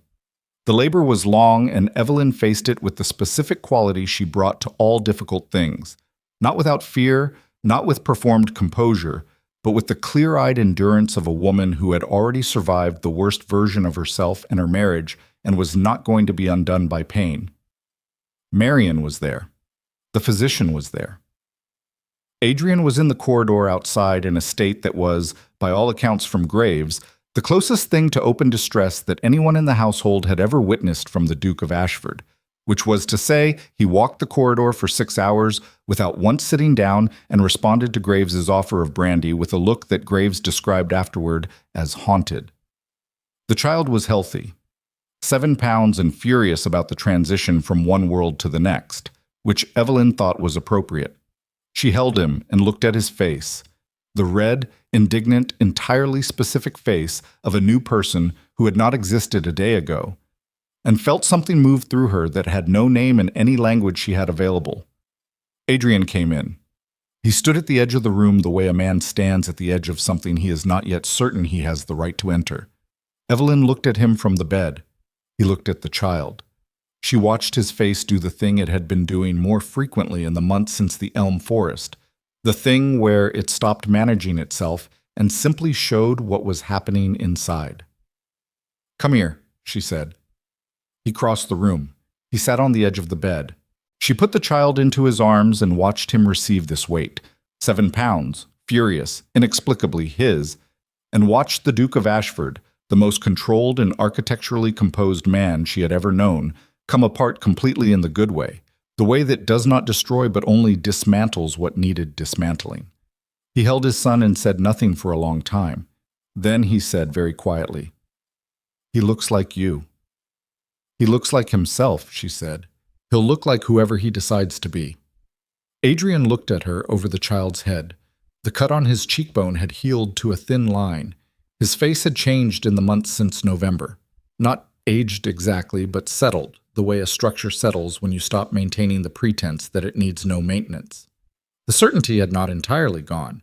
She did not want it entirely gone, but it had been joined by something else, by the particular expression of a man who has been wrong about large things and carried that wrongness honestly and emerged from the carrying different than he went in. "What will we call him?" he said. She had thought about this. "James," she said. "For no dynastic reason, I just like it." "James." He said it quietly, testing the weight of it, the plain, ordinary human name attached to the heir of one of the oldest titles in England. "All right, Ma." The royal gathering was in June. The Midsummer Charitable Assembly at Carrington House. The same rooms, the same chandeliers, the same cream invitation cards with gold leaf. The event had been scheduled before the previous November and had continued on schedule because the machinery of London society did not pause for any individual's catastrophe and could not, by the same logic, pause for any individual's redemption. But London society could take notice of it. They were all there. Lord and Lady Pemberton. The Countess of Harwick, whose interest in the Blackwell affair had evolved over the intervening months from gleeful reportage to something closer to a proprietary investment in the outcome, as though she had been present at the first act of a drama and felt entitled to witness the resolution. 3 members of Parliament, journalists from 4 publications, their notebooks slightly more carefully managed than in November, aware that the story had taken directions that simple scandal coverage had not anticipated. The news of Sebastian's conviction had moved through London in February with the same speed as the original scandal. The publication of the full details, the forged letters, Clara's testimony, the Chancery Lane legal scheme, had produced, across drawing rooms and dinner tables and club reading rooms, the particular social recalibration of a city that had rendered a verdict too quickly and was now in the process of reviewing that verdict. Evelyn's name had been in the papers again, differently this time. The Illustrated Chronicle ran a profile with the subtitle "A Duchess Vindicated," which Evelyn read once and then set aside with the same clarity she had brought to the original attack. Not with satisfaction, because satisfaction required that the original damage hadn't been done, and it had. She wore blue again. Not sapphire, lighter, something closer to the sky in early summer. She wore it because it was a good color, and not because she was making a statement, because she had decided that the performance of defiance was a different kind of captivity, and she was done with captivities. The child, James, 7 weeks old, and currently in Marion's capable arms in an anteroom, was not a secret. His existence had been public since his birth. The Duke of Ashford had a legitimate heir, and the Blackwell title would pass as it should, and this had been received by the portions of society that cared about such things with the particular quiet satisfaction of a proper outcome achieved through complicated means. Dinner was at 9. The rooms were full. The evening proceeded with its stately current of wine and conversation and the performance of the collective. At 9:30, without announcement, Adrian Blackwell stood. The room went quiet in the way rooms went quiet for him, that involuntary orientation, the compass and the north, the thing that had not changed in him despite everything that had changed around it. He did not look at the room. He looked at Evelyn. She watched him from her place at the table and felt the particular quality of his attention, the attention she had spent 2 years trying to earn and then trying to survive the absence of, and then, in the months since November, learning to receive without bracing against it. And she thought, he is going to do something I have not agreed to in advance. He came around the table. He stood before her and the room was very silent, and she looked up at him from her chair with an expression she did not try to manage. He lowered himself to one knee. Not with the theatrical deliberateness of a performance, with the specific difficulty of a proud man choosing, in front of everyone who had watched his pride operate at its most destructive, to set it down. The room understood the difference. She understood the difference. "I destroyed the only woman I ever loved," he said, and his voice was quiet enough that she could have believed it was private, except that the room's silence had made everything audible. "In this room, in front of all of you." He didn't look at anyone else. He looked at her. "I will spend the rest of my life proving our son deserves better than the man I once was." The chandelier light fell on 300 faces. This time, not a single one of them was looking at Evelyn with the calculation of someone who has been handed something to discuss. They were looking at a duke on his knee in the room where he had once stood to destroy his wife, and whatever the room was feeling about that was not her concern, because she was not looking at the room. She was looking at Adrian. At the man who had been cold and certain and wrong in the most public way available, and who had carried that wrongness honestly for 7 months without attempting to manage it into something more comfortable. At the man who had walked 6 hours of corridor outside a labor room and held his son in the early morning with the complete structural collapse of someone who had not known, until the weight arrived in his arms, how much he had been waiting to receive it. At the man who was kneeling before her in Carrington House, with everyone watching and offering her, not the performance of redemption, but the evidence of it. She stood. She put her hand out.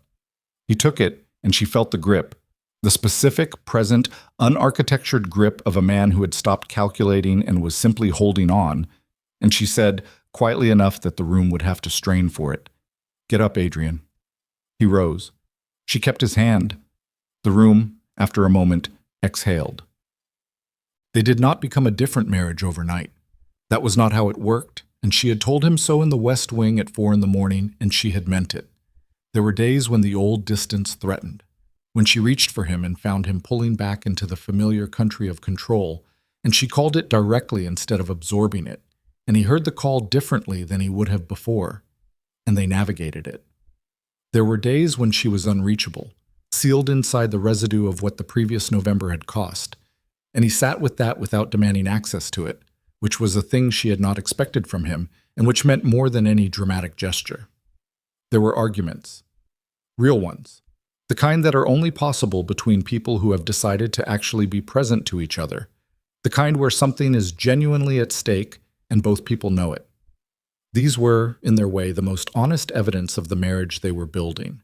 The arguments that required resolution rather than distance, that ended in positions both of them could stand on, that left the room slightly reorganized rather than simply exhausted. James grew. He was, by any account, an opinionated child with very specific views about when he wished to be held, and by whom, which Evelyn found amusing and Adrian found, to his own visible surprise, delightful. He had not known he was capable of finding anything delightful. The discovery recalibrated several other things about himself that he had assumed were fixed. Blackwell Manor stopped being the house it had been. This was not accomplished through renovation or gesture, but through the slower and more durable mechanism of two people choosing, day after day, to be present in it. The West Wing and the East Wing became permeable. The breakfast table became a place where actual conversation occurred. Not performed pleasantry, but the real, ungainly, sometimes contentious conversation of two people who were building something together and had agreed to do it honestly. It was not a fairy story. It did not have the smooth arc of a tale where suffering produces wisdom in a clean exchange. What it had was more durable than that, the specific, imperfect texture of two people who had been through the worst of each other and had chosen, with full knowledge of the cost, to stay inside the room. Evelyn stood at the window of the West Wing one evening in August and watched the late light move across the Blackwell grounds, the long grass, the old trees, the lane that led away from the manor toward a world that had once felt entirely inhospitable, and now felt, if not simple, at least navigable. James was in her arms, 3 months old, and currently engaged in the serious project of studying his own fist. Adrian was somewhere in the East Wing. She could hear the distant sound of the study door, the particular creak of his desk chair. She thought about the woman who had stood in this room the previous November and made calculations about survival. She thought about what surviving had actually required, not the strength she had assumed was the necessary quality, not the endurance and the clear-headedness and the ability to function in catastrophe, though those things had mattered. What had actually been required was something she would have named differently before all of it. The willingness to remain capable of wanting something, even after wanting something had nearly destroyed her. She had wanted Adrian. She had kept wanting him through 2 years of walls and 8 months of distance and 3 days of fire and the long, slow work of months that had followed. She had not done this because she was exceptional or because the wanting was comfortable. She had done it because she was the kind of person who did not abandon a construction simply because the ground was difficult, and because somewhere under the architecture of this man was someone worth the excavation. And she had been right about that in the way that you can be right about something and still pay the full price of the path to proving it. She held her son in the late summer light. She thought, this is what it looks like. Not the happy ending of a story that has been tidied toward resolution, but the actual thing. The daily ongoing work of two people who have decided that the person across from them is worth the difficulty of being known. She thought, that is enough. It is more than enough. It is, in fact, everything. The study door opened. She heard Adrian's footsteps in the corridor, then the particular sound of him pausing at the West Wing entrance. The small beat he had developed in the months since November, the conscious choice to knock rather than assume, to wait rather than proceed, the daily practice discipline of a man relearning what respect required. "Come in," she said. He came in. He crossed the room and stood beside her at the window and looked out at the estate in the evening light. James turned his head with the slow deliberateness of a very small person navigating a very large world and regarded his father with the solemn assessment of someone still compiling their opinion. Adrian looked at his son, looked at Evelyn. The cut on his cheek had faded to almost nothing. His face was quieter than it had ever been. Not the stillness of performance, not the controlled architecture of a man maintaining distance, but the genuine quiet of a person who has arrived, through the long way, at a place they can stand. He put his arm around her. Not as a statement, not for the room. There was no room. There was only the West Wing window and the August light and the three of them and the evening coming down over Blackwell Manor in the slow gold way of things that do not require a witness. She leaned into it. Outside, the estate was quiet. The lane was empty. Somewhere in the trees at the far edge of the property, a bird was moving through the last of the light. Blackwell Manor held them. For the first time, it felt like a home.